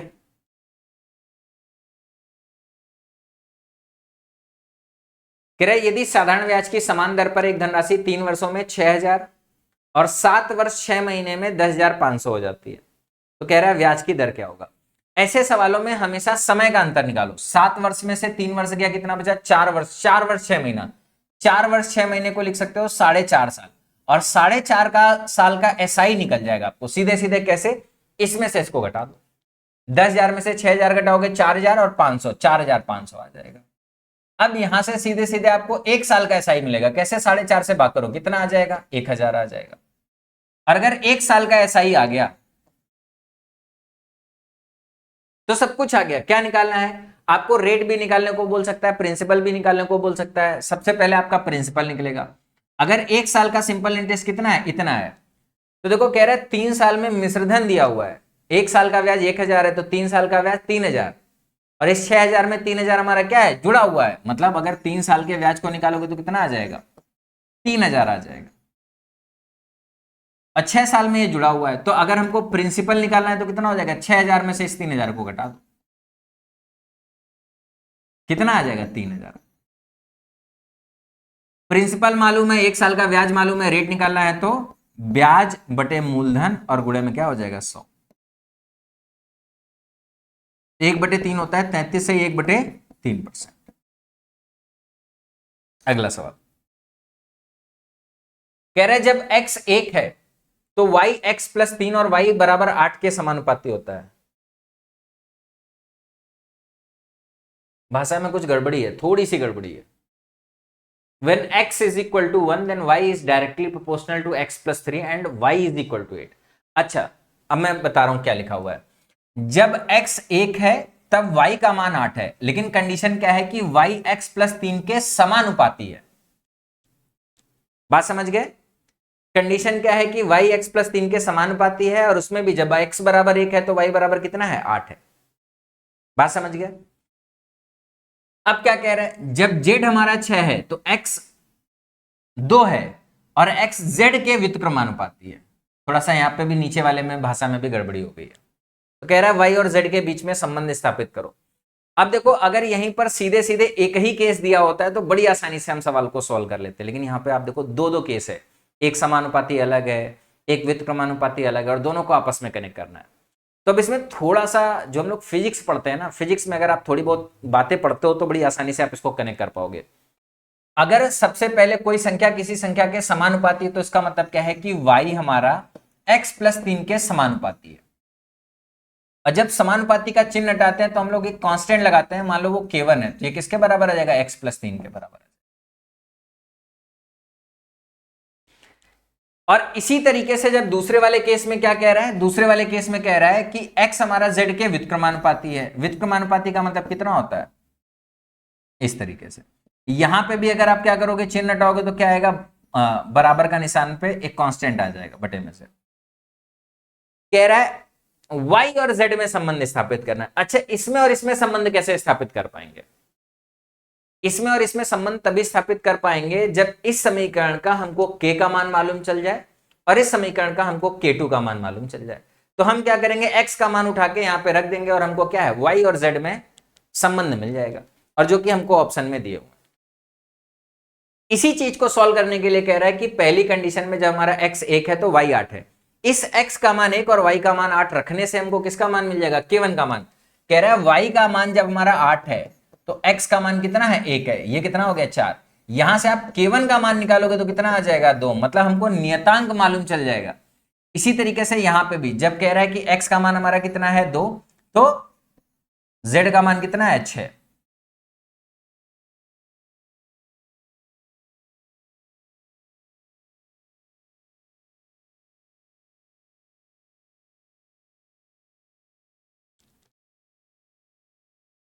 ठीक है, यहां से जो k2 का मान कितना आ जाएगा, 12 आ जाएगा। अब देखो आगे आपको कुछ नहीं करना है, k2 का मान 12 है तो यहां पे रख दो, x की जो वैल्यू है वो कितना हो जाएगा, 12 बटे z हो जाएगा। और यहां पे वैल्यू कितनी है, k1 की वैल्यू कितनी आई है 2, तो यहां पे क्या रख दो, 2 रख दो। अब देखो x का मान हटाना है तो 2 का अंदर गुणा कर दो, कितना हो जाएगा, y = 2x + 6। x का मान रख दो, 6 इधर कर दो तो y - 6 आएगा। देखो आपके यहाँ पे y - 6 लिख रखा है, बराबर 2x, और x की जगह पे क्या है, 12 बटे z है। x की जगह पे क्या है, 12 बटे z, और 2x करोगे तो कितना आ जाएगा, 24 बटे z आ जाएगा। तो y - 6 में जब z का गुणा करोगे तब किसके बराबर आ जाएगा, y - 6 में जब z का गुणा करेंगे तब हमारा किसके बराबर आ जाएगा, 24 के बराबर आ जाएगा।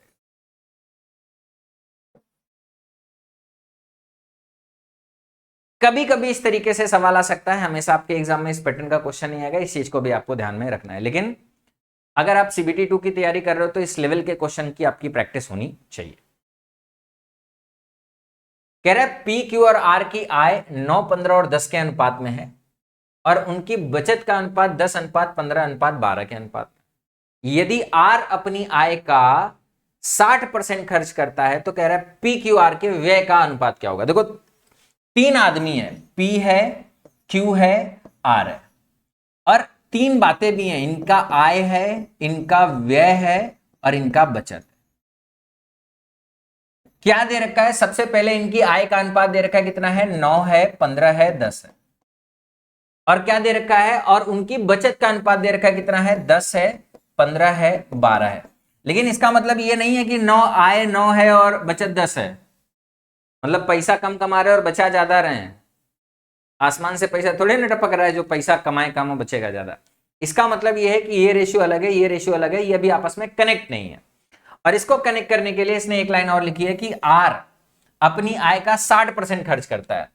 अच्छा, आर अपनी आय का 60% खर्च करता है तो 60% का मतलब कितना हो गया। अब देखो इसकी आय कितनी है, 10, इसका 60% कितना हो जाएगा, 6, इतना खर्चा करेगा। अच्छा, ये 10 में से 6 खर्चा करेगा तो बचना कितना चाहिए, 4 बचना चाहिए। लेकिन अब देखो ये हमारा ये रेशियो आपस में कनेक्ट हो गए, ये रेशियो आपस में कनेक्ट हो गए, और ये रेशियो आपस में कनेक्ट है।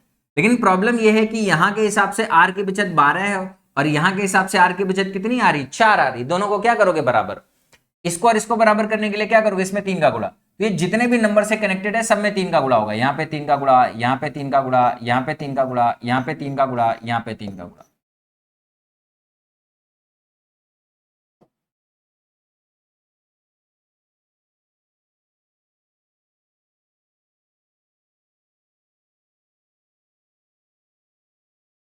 ये 9, ये 15, ये 10, ये 6, सॉरी ये 6 और ये 12।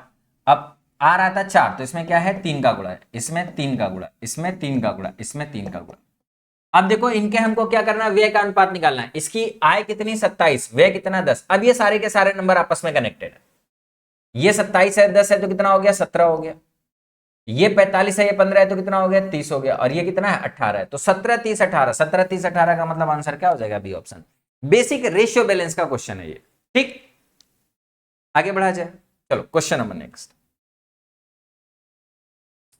कह रहा है बी ने एक थोक व्यापारी से 180 प्रति किलोग्राम की दर से 15 किलोग्राम सेब खरीदे, जो कि किलोग्राम वजन के लिए 950 ग्राम वजन का उपयोग करता है।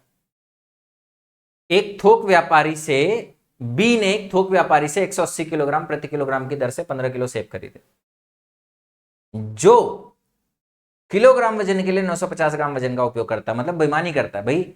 बी जहां से भी खरीद रहा है वो आदमी क्या है, बेईमान है, चीटिंग कर रहा है, कम वजन तौल रहा है।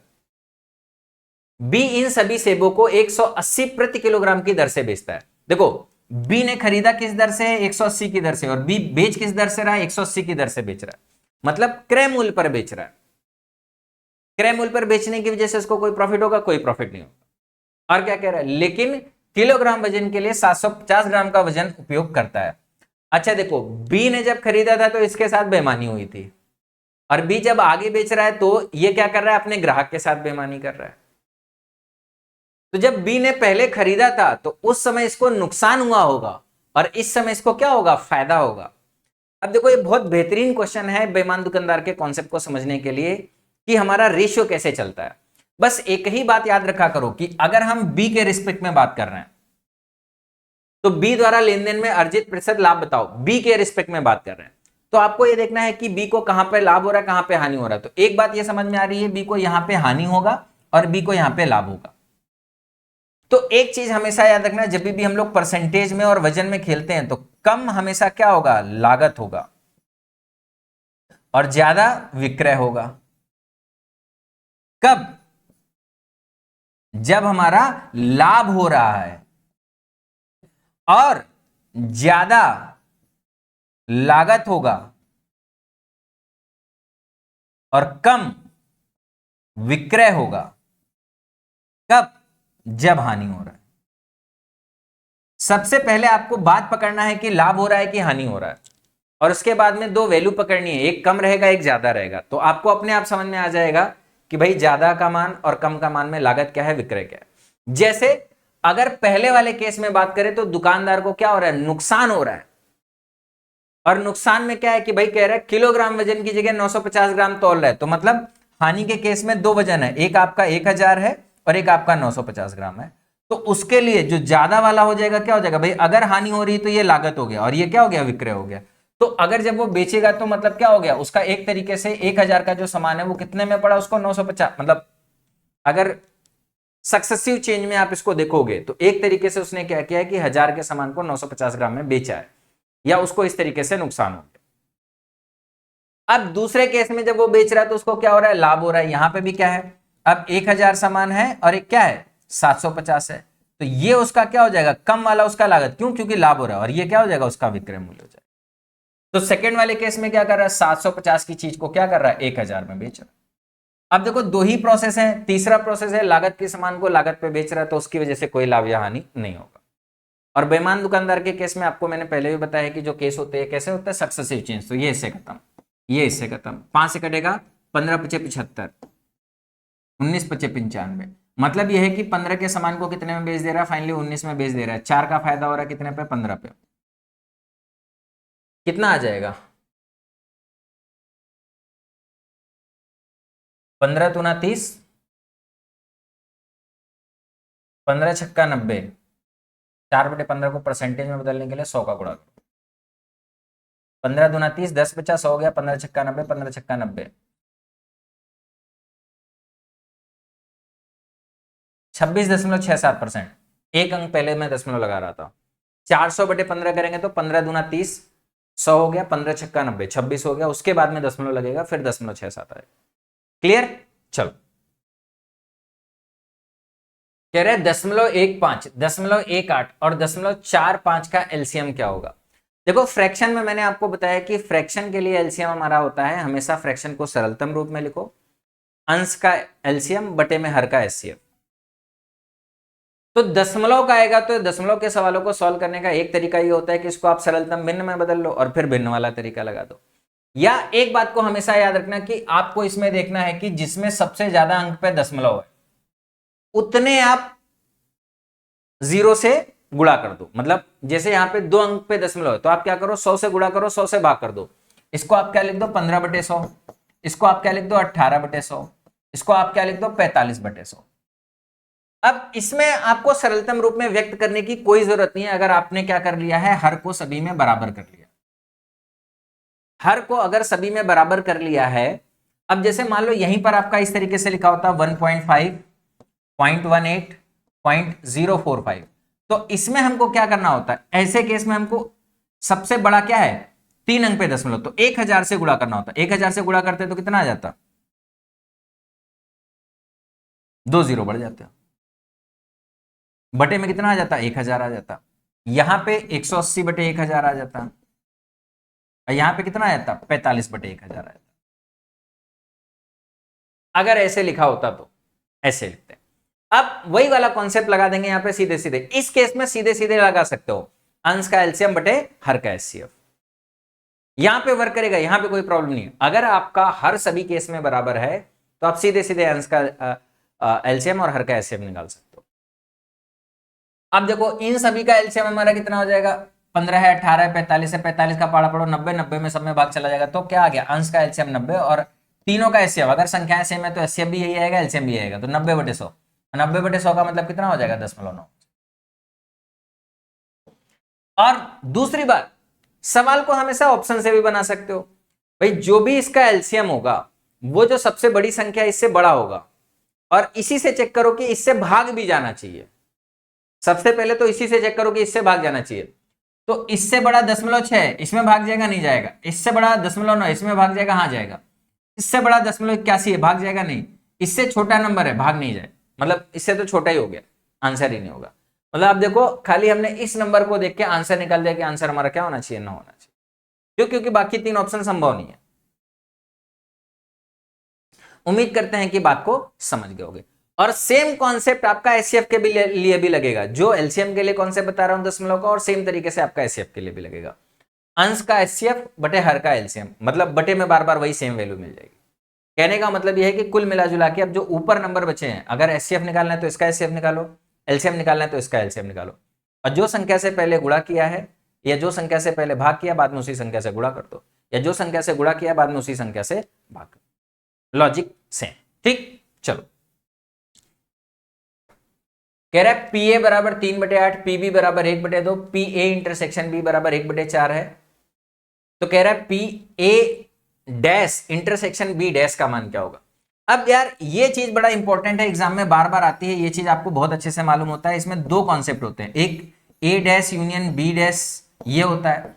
तो इसको हमेशा याद रखा करो, ये जो अंदर का चिन्ह है ये हमेशा बदल जाता है। ए यूनियन है तो क्या हो जाएगा, इंटरसेक्शन, और ये जो हमारा डैश बाहर है ये पूरे पे चला जाएगा, ऐसे।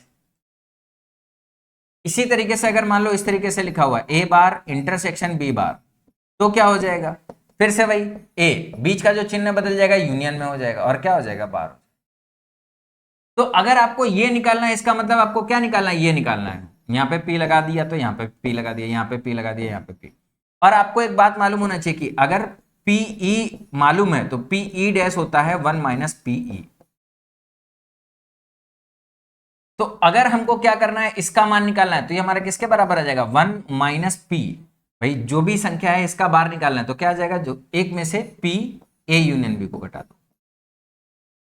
अब ए यूनियन बी बड़े आसानी से निकाल सकते हैं। ए यूनियन बी कैसे निकलेगा, आपको फॉर्मूला मालूम होना चाहिए, पी ए यूनियन बी। जो हमारा वेन डायग्राम का फॉर्मूला रहता है वही हमारा लग जाता है, P A plus P B minus P A intersection. Value क्या दिखी हुई है, 3/8, 1/2, 1/4। अब यहां पे हमेशा क्या करो, हर बराबर कर लो, 4 का गुणा कर दो, 2 का गुणा कर दो, आसानी से 4 3 7 7 में से 2 गया, कितना आ जाएगा, 5/8 आ जाएगा। और अगर पी ए यूनियन बी हमारा कितना हो गया 5/8 हो गया, तो जो हमको मान निकालना, मान किसका निकालना है, इसका मान निकालना है, P A dash intersection B dash, ये हमारा किसके बराबर है, P A union B dash के बराबर है, और ये हमारा किसके बराबर है, 1 minus P A union B के बराबर है, और ये हमारा किसके बराबर हो गया, 1 माइनस 5/8 बराबर 3/8 के बराबर। आप देखो मैंने बहुत डिटेल में जानबूझ के लिखा है। कई बार ऐसा होता है ना कि जब आप इसको रिवीजन करने जाओगे तो आपको याद ही नहीं आएगा कि ये वैल्यू कैसे आई है।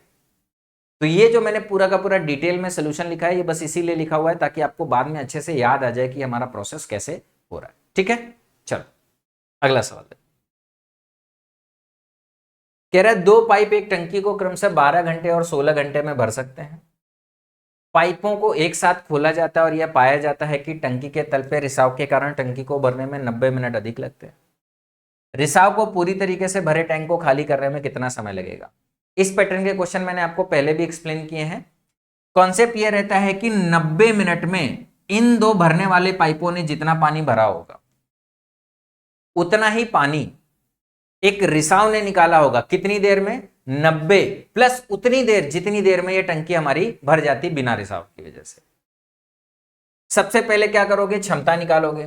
भाई पहले 12 घंटे फिर 16 घंटे, 3 और 4, तो इसकी क्षमता 4 और इसकी क्षमता 3, और टोटल टंकी की क्षमता कितनी होगी, 48 होगी। अगर दोनों मिलकर भरते तो कितनी देर में भरते, 48/7 घंटे में क्या करते, भर देते।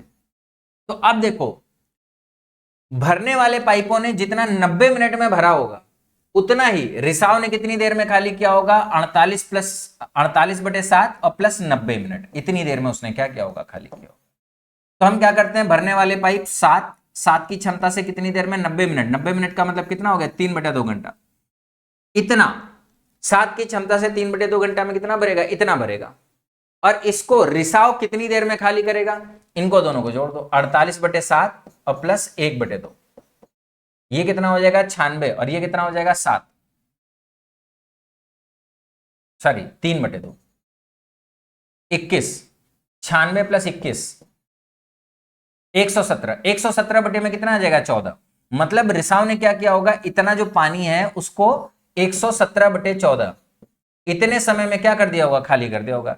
यहाँ पे थोड़ा जो नंबर है ना वो कट नहीं रहा है, लेकिन कोई बात नहीं, एग्जाम में कभी कभार कैलकुलेटिव क्वेश्चन आते हैं तो आपको बेसिक उसी तरीके से जाना है जो आपका प्रोसेस है। 117/14। अब देखो ये 2 से कट जाएगा 7 बार, और ये 7 कहां हमारा चला जाएगा, ऊपर चला जाएगा। 7 से 49 × 3 और बटे में कितना आ जाएगा 117। ये हमारा क्या है भाई, इतना इतनी देर में, इतनी देर में खाली कर रहा है। तो ये हमारा क्या है, उसकी क्षमता आ गई, रिसाव की क्षमता आ गई। और कह रहा है कि अगर रिसाव को पूरी तरीके से भरे टैंक को खाली करना है तो कितना समय लगेगा। भाई टंकी की क्षमता कितना है, इतना। अगर इतने को इस क्षमता से खाली करेगा तो कितना समय लगेगा, इससे क्या करो, भाग दे दो। ये जो 117 है कहां चला जाएगा, ऊपर चला जाएगा। देखो कितना आ जाएगा, 3 से कट जाएगा 16 बार, और कुछ कटेगा नहीं। 16 सत्ते कितना हो गया, 112 हो गया। 11, 16 एकन 16, 11 कितना हो गया, 27 हो गया। 2, 16 एकन 16, 16 तो कितना हो जाएगा 18, और बटे में कितना हो गया 49 हो गया। चलो भाग दे दो, अब क्या बचा है, 49 में कुछ कटने वाला है नहीं। 5 3 15, 3 ही बार जाएगा। 3 9 27, 3 चौक 12, 12 2 14, कितना आ जाएगा 0 4 2। कितनी बार जाएगा, 5 8 40, 8 बार चला जाएगा। 8 9 72, 8 चौक 32, 32 और 7 39, कितना आ गया 0 1, 10 आ गया। रिमाइंडर कितना आ गया, 10 आ गया। अब देखो 38 सही 10/49, 38 सही 10/49 हमारा क्या आ जाएगा, आंसर आ जाएगा। थोड़ा सा नंबर कैलकुलेटिव है, कभी कभी इस तरीके के क्वेश्चन एग्जाम में आता है, और वैसे भी जो क्वेश्चन है ये एग्जाम का ही पूछा हुआ सवाल है, डेटा भी एग्जाम का ही, इसलिए मैंने चेंज नहीं किया। मैं चाहता तो इसको आसान कर सकता था, लेकिन मैंने जानबूझ के चेंज नहीं किया। जो क्वेश्चन एग्जाम में पूछा गया है जिस डेटा के साथ में, आपको प्रैक्टिस उसी डेटा के साथ में करो, ताकि आपको मालूम रहे कि अगर आपके भी एग्जाम में इस तरीके का कैलकुलेशन आएगा तो आपको कैसे करना है। ठीक है, चलो अगला सवाल। कह रहा है हर्षा का व्यय उसकी आय का 45% है। अगले महीने से आय में 15% की वृद्धि होती है और प्रत्येक महीने उसके द्वारा बचाई गई राशि समान रहती है। तो कह रहा है उसके व्यय में प्रतिशत वृद्धि ज्ञात करो। देखो बड़ी आसानी से निकलेगा। आय व्यय बचत में क्या संबंध होता है? कह रहा है कि भाई 45 हमारा क्या है? व्यय है। अगर मान लेते हैं आय कितनी है 100, तो इसका 45% 45, ये हमारा क्या हो जाएगा? व्यय। तो बचत हमारी कितनी हो जाएगी? 55। अब देखो कह रहा है इसकी आय में जो हमारी बढ़ोतरी है वो कितनी है? 15%। यहां पर हमारा क्या है? 15% हमारा बढ़ रहा है। और कह रहा है बचत में हमारा कोई भी परिवर्तन नहीं है, 0% का चेंज है, मतलब कोई भी चेंज नहीं आ रहा, 0 का चेंज आ रहा है। अब 100 का 15% कितना हो जाएगा? 15 हो जाएगा। अब बताओ यहां पे 0 का चेंज कैसे आएगा? अगर इसमें हमारा +15 हुआ है तो व्यय में भी हमारा क्या होना चाहिए? +15 होना चाहिए, तभी आय माइनस व्यय का जो अंतर है वो कितना आ जाएगा? 0 आ जाएगा। तो अगर हमसे ये पूछा जा रहा है कि व्यय में कितने प्रतिशत की वृद्धि होगी, तो 45 में 15, 15/45, यही हमारा क्या आ जाएगा उत्तर। 45 पे 15 की वृद्धि कितना आ जाएगा? 1/3, और 1/3 कितना होता है? 33, सही, 1/3%। दशमलव में 33.33%। क्लियर है? आगे बढ़ा जाए, चलो क्वेश्चन नंबर नेक्स्ट। कह रहा है sign theta plus tan theta बराबर है पी, और tan theta minus sine theta है क्यू। तो कह रहा है पी और क्यू के लिए दिए गए मानों में कौन सा संबंध संतुष्ट है? हमको बताना है कौन सा ऑप्शन होगा। देखो बहुत बेहतरीन क्वेश्चन है, दो तरीके से कर सकते हैं। देखो आपके उत्तर में थीटा कहीं पर भी नहीं आ रहा है। अगर थीटा कहीं पर भी नहीं आ रहा है तो आप क्या कर सकते हो कि थीटा की कोई वैल्यू ले सकते हो। जैसे मैंने ले लिया 45 डिग्री। इसके हिसाब से आप क्या करोगे? पी का मान निकालोगे, कितना आ जाएगा? 1/√2 + 1। इसी तरीके से क्यू का मान निकालोगे, कितना आ जाएगा? 1 - 1/√2। और क्या करोगे? ये जो चारों ऑप्शन है इनको वेरीफाई करोगे, लेफ्ट साइड राइट साइड के बराबर आना चाहिए। किस पी पर ऐसा हो रहा है? लेकिन अगर आप देखोगे तो ऐसे अगर नंबर है तो कैलकुलेशन काफी हेक्टिक हो सकता है। एक ये तरीका है।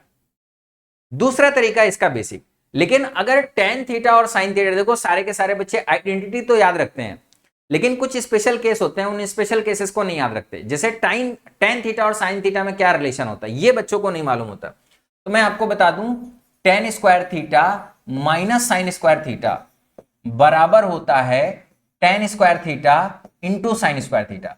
अगर आपने मेरे फाउंडेशन बैच से पढ़ा होगा तो मैंने ये वहां पे अलग से आपको स्पेशल केस बताया होगा, ये स्पेशल केस होता है।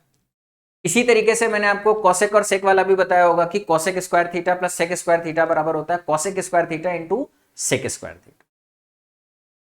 इसी तरीके से कॉट और साइन में भी रिलेशन बनता है। अगर किसी बच्चे को नहीं मालूम है तो बड़ी आसानी से आप, ये है साइन स्क्वायर बटे में कॉस स्क्वायर माइनस का sine square, sine square common हो जाएगा, 1 - कॉस स्क्वायर बटे में कॉस स्क्वायर आ जाएगा, और ये हमारा क्या हो जाएगा? साइन स्क्वायर हो जाएगा। तो साइन स्क्वायर बटे कॉस स्क्वायर क्या हो जाएगा? टेन स्क्वायर साइन स्क्वायर हो जाएगा ना ये वैल्यू। तो इसको आप डायरेक्ट रिजल्ट के तौर पे याद रखोगे तो बहुत फायदा मिलेगा, नहीं याद है तो कोई दिक्कत की बात नहीं, मैं यहां पे इसको रहने देता हूं। अब देखो एक खास बात यह है कि PQ तो सभी जगह पे आ रहा है, सारे ऑप्शन में PQ लिखा हुआ। तो मैंने सबसे पहले कहा P और Q का गुणा करो, tan theta plus sine theta, tan theta minus sine theta. देखो क्या है? Tan theta plus sine theta और tan theta minus sine theta है, तो PQ के बराबर क्या हो गया? Tan square theta minus sine square theta हो गया। अब अगला case, tan square theta minus sine square theta किसके बराबर आ जाएगा? Tan square theta into sine square theta के बराबर आ जाएगा।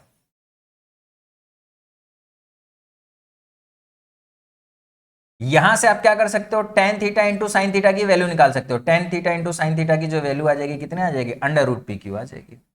अब आपको क्या करना है? अब देखो आपको क्या करना है कि साइन और टेन को हटाना है, लेकिन टेन थीटा साइन थीटा ले आ सकते हो। तो क्या करोगे? इसका स्क्वायर करोगे और इसका स्क्वायर करोगे और एक दूसरे को घटा दोगे।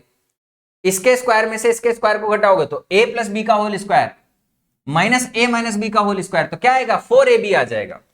तो p square minus Q square करोगे तो क्या आ जाएगा?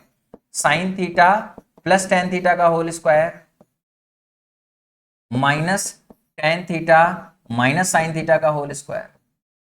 a प्लस बी का square minus a minus B का स्क्वायर क्या हो जाएगा? 4ab हो जाएगा, 4 साइन थीटा टेन थीटा। तो साइन थीटा टेन थीटा की वैल्यू ऑलरेडी निकल चुकी है, क्या है? PQ है, तो p square minus Q square बराबर 4√PQ। चेक कर लो कौन सा ऑप्शन हो जाएगा। 4√PQ में p square minus Q square. उम्मीद करते हैं कि बात को समझ गए होंगे। और ये चीज आप तभी पकड़ पाओगे जब टेन थीटा और साइन थीटा को देख के आपको ये रिलेशन याद आ जाए, नहीं तो ज्यादातर बच्चे क्या करेंगे, यही वाला कॉन्सेप्ट लगाएंगे और बहुत सारा इसमें समय लगेगा, या तो वो सवाल को स्किप कर देंगे, छोड़ देंगे, करेंगे ही नहीं, उनको लगेगा बहुत कठिन सवाल है, इसको किया नहीं जा सकता। ठीक है, चलो। कह रहे विद्यालय एक्स से छात्रों की एक निश्चित संख्या एक परीक्षा में उपस्थित हुई और 20% छात्र अनुत्तीर्ण हो गए। स्कूल वाई से स्कूल एक्स से 130% अधिक छात्र उसी परीक्षा में उपस्थित हुए। यदि दोनों विद्यालयों में से उत्तीर्ण होने वाले छात्रों की कुल संख्या का 90% है, तो विद्यालय वाई से अनुत्तीर्ण होने वाले छात्रों का प्रतिशत क्या है? दशमलव के एक स्थान तक बताओ। ध्यान से मेरी बात को समझना। दो स्कूल हैं, एक एक्स है और एक वाई है। मान लेते हैं कि यहां पे 100 बच्चों ने परीक्षा दी, तो इससे 130% अधिक, इसका 130%, 130 उतना अधिक कितना हो जाएगा? 230 लोगों ने यहां पे परीक्षा दी। और कह रहा है यहां पे 20% लोग, मतलब कितने फेल हो गए? 20 फेल हो। मतलब यहां पे पास कितने हो गए? 80 पास हो गए।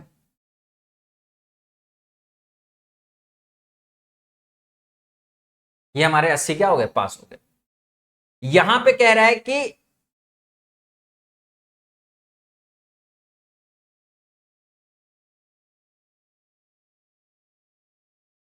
कह रहा है टोटल 90% लोग पास हो गए।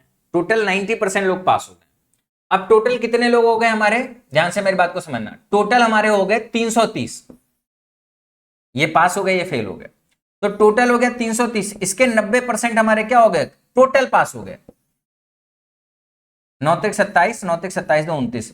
टोटल कितने लोग हमारे पास हो गए? 297 लोग हमारे टोटल में पास हो गए। अब देखो, अगर 297 लोग टोटल में पास हुए, तो अभी तक हमारे पास में पास कितने लोग हैं? 80 लोग हैं। अगर इसमें से 80 लोग हमने घटा दिए, भाई अगर इसमें से 80 घटाओगे तो 7 में से 0 गया 7, 9 में से 8 गया 1 और 217, ये हमारे क्या हो गए? पास हो गए। कहां पर? वाई में। एक्स और वाई दोनों को मिला के 297 लोग हमारे पास थे, एक्स में 80 लोग पास थे, तो बाकी बचे हुए लोग कहां हमारे पास हो गए? वाई में। वाई में टोटल कितने लोग हैं? 230 लोग हैं। और अगर 217 लोग पास हो गए तो फेल कितने लोग हो गए? 13 लोग हमारे क्या हो गए? फेल हो गए। तो कह रहा है वाई में, तो विद्यालय से वाई से अनुत्तीर्ण होने वाले छात्रों का प्रतिशत क्या होगा? अब देखो वाई में फेल कितने हैं? 13। टोटल कितने हैं? 230। तो 13 बटे में 230 और गुणे में क्या है? 100। तो 1300 बटे 230 कितना आ जाएगा? इतना। 23 25, 5 तिया 15, 5 दूना 10 11, 115। कितना बचा? 15। 150 हो गया। 23 सत्ते। एक ही ऑप्शन था 23 25 के बाद में, और आगे आपको देखने की जरूरत ही नहीं थी। ठीक है, आगे बढ़ा जाए। चलो क्वेश्चन नंबर नेक्स्ट। कह रहा है एक जार में सिरप और पानी के मिश्रण में 35% सिरप है। कह रहा है इस मिश्रण के एक भाग को 20% सिरप वाले दूसरे मिश्रण से बदल दिया जाता है। अब नए मिश्रण में सिरप का प्रतिशत 24% पाया जाता है। तो कह रहा है नया मिश्रण प्राप्त करने के लिए इन मिश्रणों को किन अनुपात में मिलाया गया था? कहना यह चाह रहा है कि भाई जो ये 35% वाला सिरप है, इसके एक भाग को इससे बदला जा रहा है।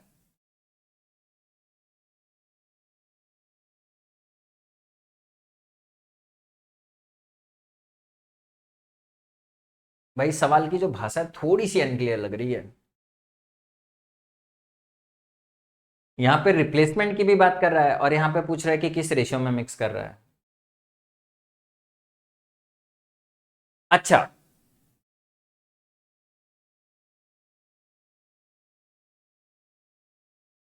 तो उससे मतलब ही नहीं है। रिप्लेसमेंट कर रहा है तो अपने को उससे मतलब ही नहीं है कि कितना रिप्लेस कर रहा है। भाई इसमें दो तरीके के सवाल बनते हैं। जब रिप्लेसमेंट लिखा होता है तो कितने पार्ट रिप्लेस कर रहा है वो वाला सवाल बनता है। तो उसके लिए हमको क्या करना होता है कि देखना होता है स्टार्ट में कितना था, बचा कितना है, कितना निकला, कितना आया, उसके हिसाब से। यहां पे क्या है कि कह रहा है नया मिश्रण प्राप्त करने के लिए इन मिश्रणों को किस अनुपात में मिलाना चाहिए? किसको? इसको और इसको किस अनुपात में मिलाना चाहिए कि जो हमारा टोटल बने वो कितना बन जाए? 24% बन जाए। तो भाई 35% का सिर्फ है, 20% का सिरप है, और मिला के क्या करना है? 24% का सिरप बनाना है। और अगर रेशियो निकालना है कि किस रेशियो में मिक्स करना है, तो एलिगेशन लगा दो। कितना आ जाएगा? 4। कितना आ जाएगा? 11। 4 और 11 के रेशियो में मिला रहा है। खत्म। अगर यहीं से पूछता कि कितना पार्ट रिप्लेस कर रहे हैं, अगर यहीं पे पूछता कि कितना पार्ट रिप्लेस कर रहे हैं, तो हमेशा याद रखा करो स्टार्ट में 35% था, मान लो ये कितना था Q, तो हमने क्या किया x निकाला और कितना डालेंगे x डालेंगे किसमें, बचे हुए Q माइनस एक्स में। Q माइनस एक्स में 35%, x में 20%, x का मान इतना, Q माइनस एक्स का मान इतना, तो टोटल हमारा कितना 15, कितना निकाल लें 11, 11/15 भाग रिप्लेस किया है। अगर रिप्लेसमेंट आता कि कितना भाग हमने रिप्लेस किया तो ये आंसर होता। ठीक है, चलो ये मैं हटा दे रहा हूं ताकि कंफ्यूजन ना रहे।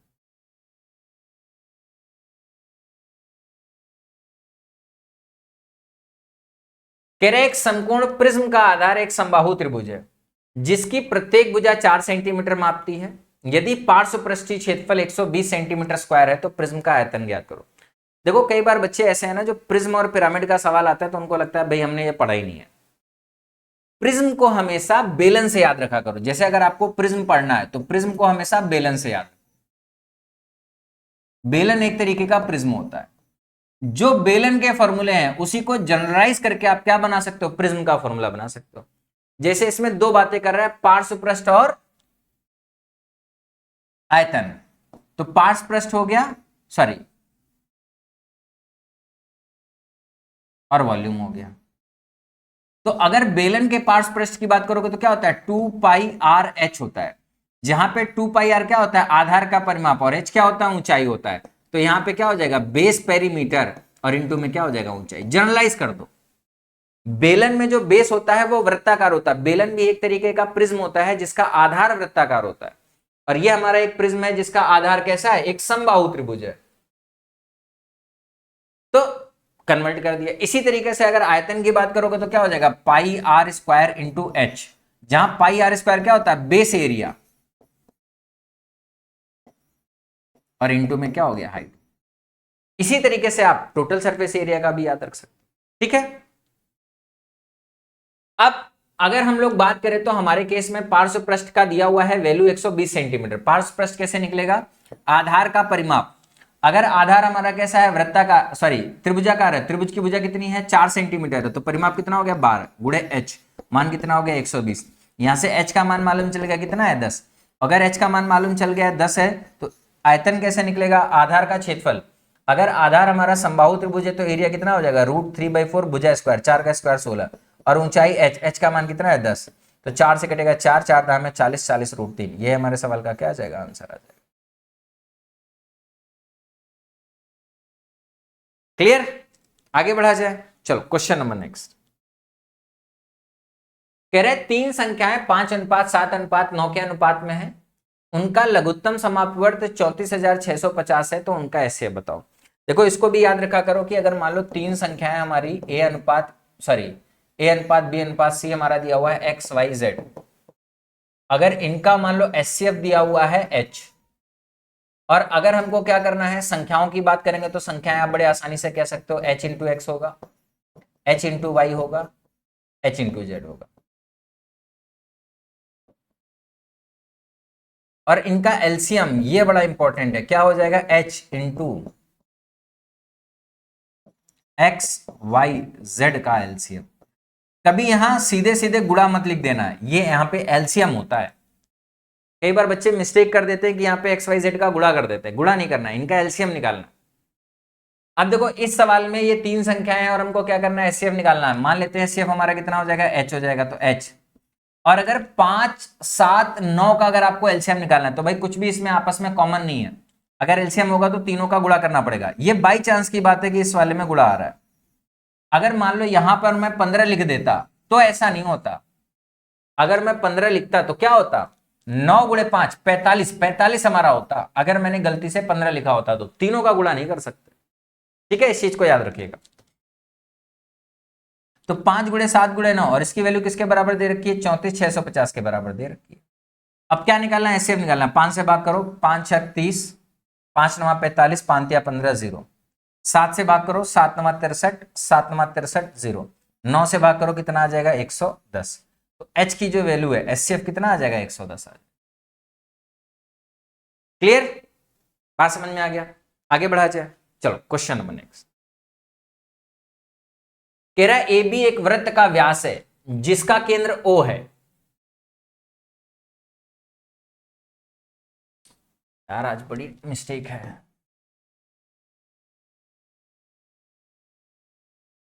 और कह रहा है पी इस पर एक बिंदु है, पी एक बिंदु है,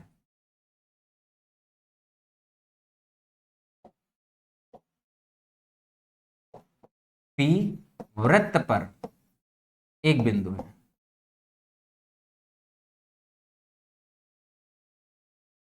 अब देखो क्या है,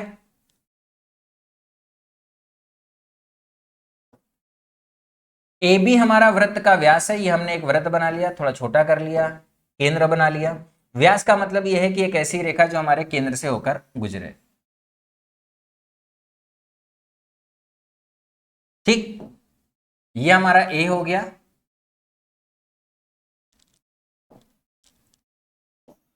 ये हमारा बी हो गया, ये हमारा ओ हो गया। और कह रहा है पी जनरल हमारा कहीं पॉइंट सर्कल पर है, ये हमारा पी हो गया। कह रहा है ए ओ पी हमारा 95 डिग्री, देखो यहाँ पे सही ले लिया मैंने, अगर वैसा अलग सा कुछ लिखा होता तो अलग से ले लेते। ए ओ पी ये वाला एंगल दिया हुआ है, कितना है 95 डिग्री। तो हमसे क्या कह रहा है, O B P, O B P, O B और पी को मिला दो।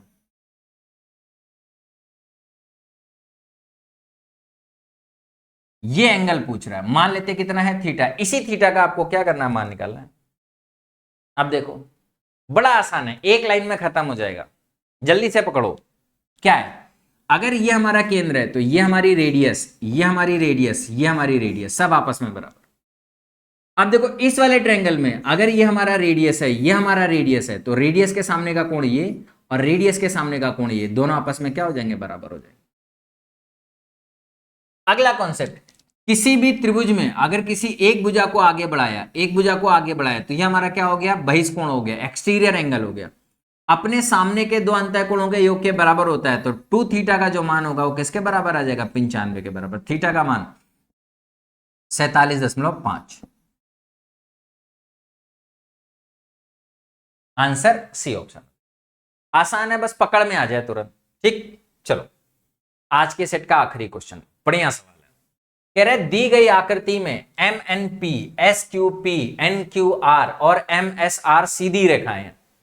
ये सीधी रेखा है, ये सीधी रेखा है, ये सीधी रेखा है, ये सीधी रेखा है, ये 4 रेखाएं सीधी सीधी हैं। कह रहा है N P Q, N P Q ये दिया हुआ है 54 डिग्री है।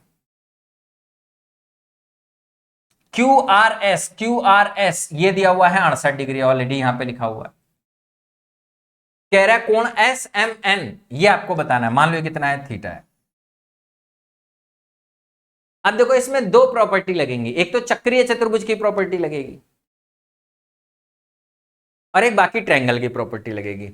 चक्रीय चतुर्भुज की प्रॉपर्टी क्या कहती है कि अगर ये हमारा थीटा है तो ये वाला एंगल कितना होगा, 180 माइनस थीटा होगा। चक्रीय चतुर्भुज में आमने सामने के कोणों का योग कितना होता है, 180 होता है, तो ये थीटा है तो 180 माइनस थीटा हो गया। अब देखो ये आपकी क्या है, सीधी लाइन है, अगर ये हमारा 180 माइनस थीटा है तो ये कितना बचा, आप बोलोगे सर थीटा बचा। इसी तरीके से ये और ये आपस में सामने सामने वाले क्या हो जाएंगे, बराबर, शीर्ष में कोण कितना हो जाएगा, थीटा हो जाएगा।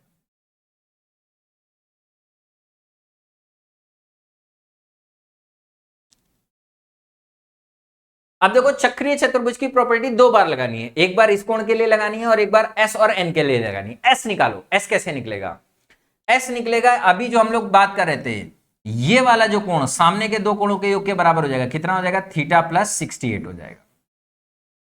इसी तरीके से ये वाला जो कोण हो जाएगा अपने सामने के 2 कोणों के बराबर हो जाएगा, मतलब थीटा प्लस 54 हो जाएगा।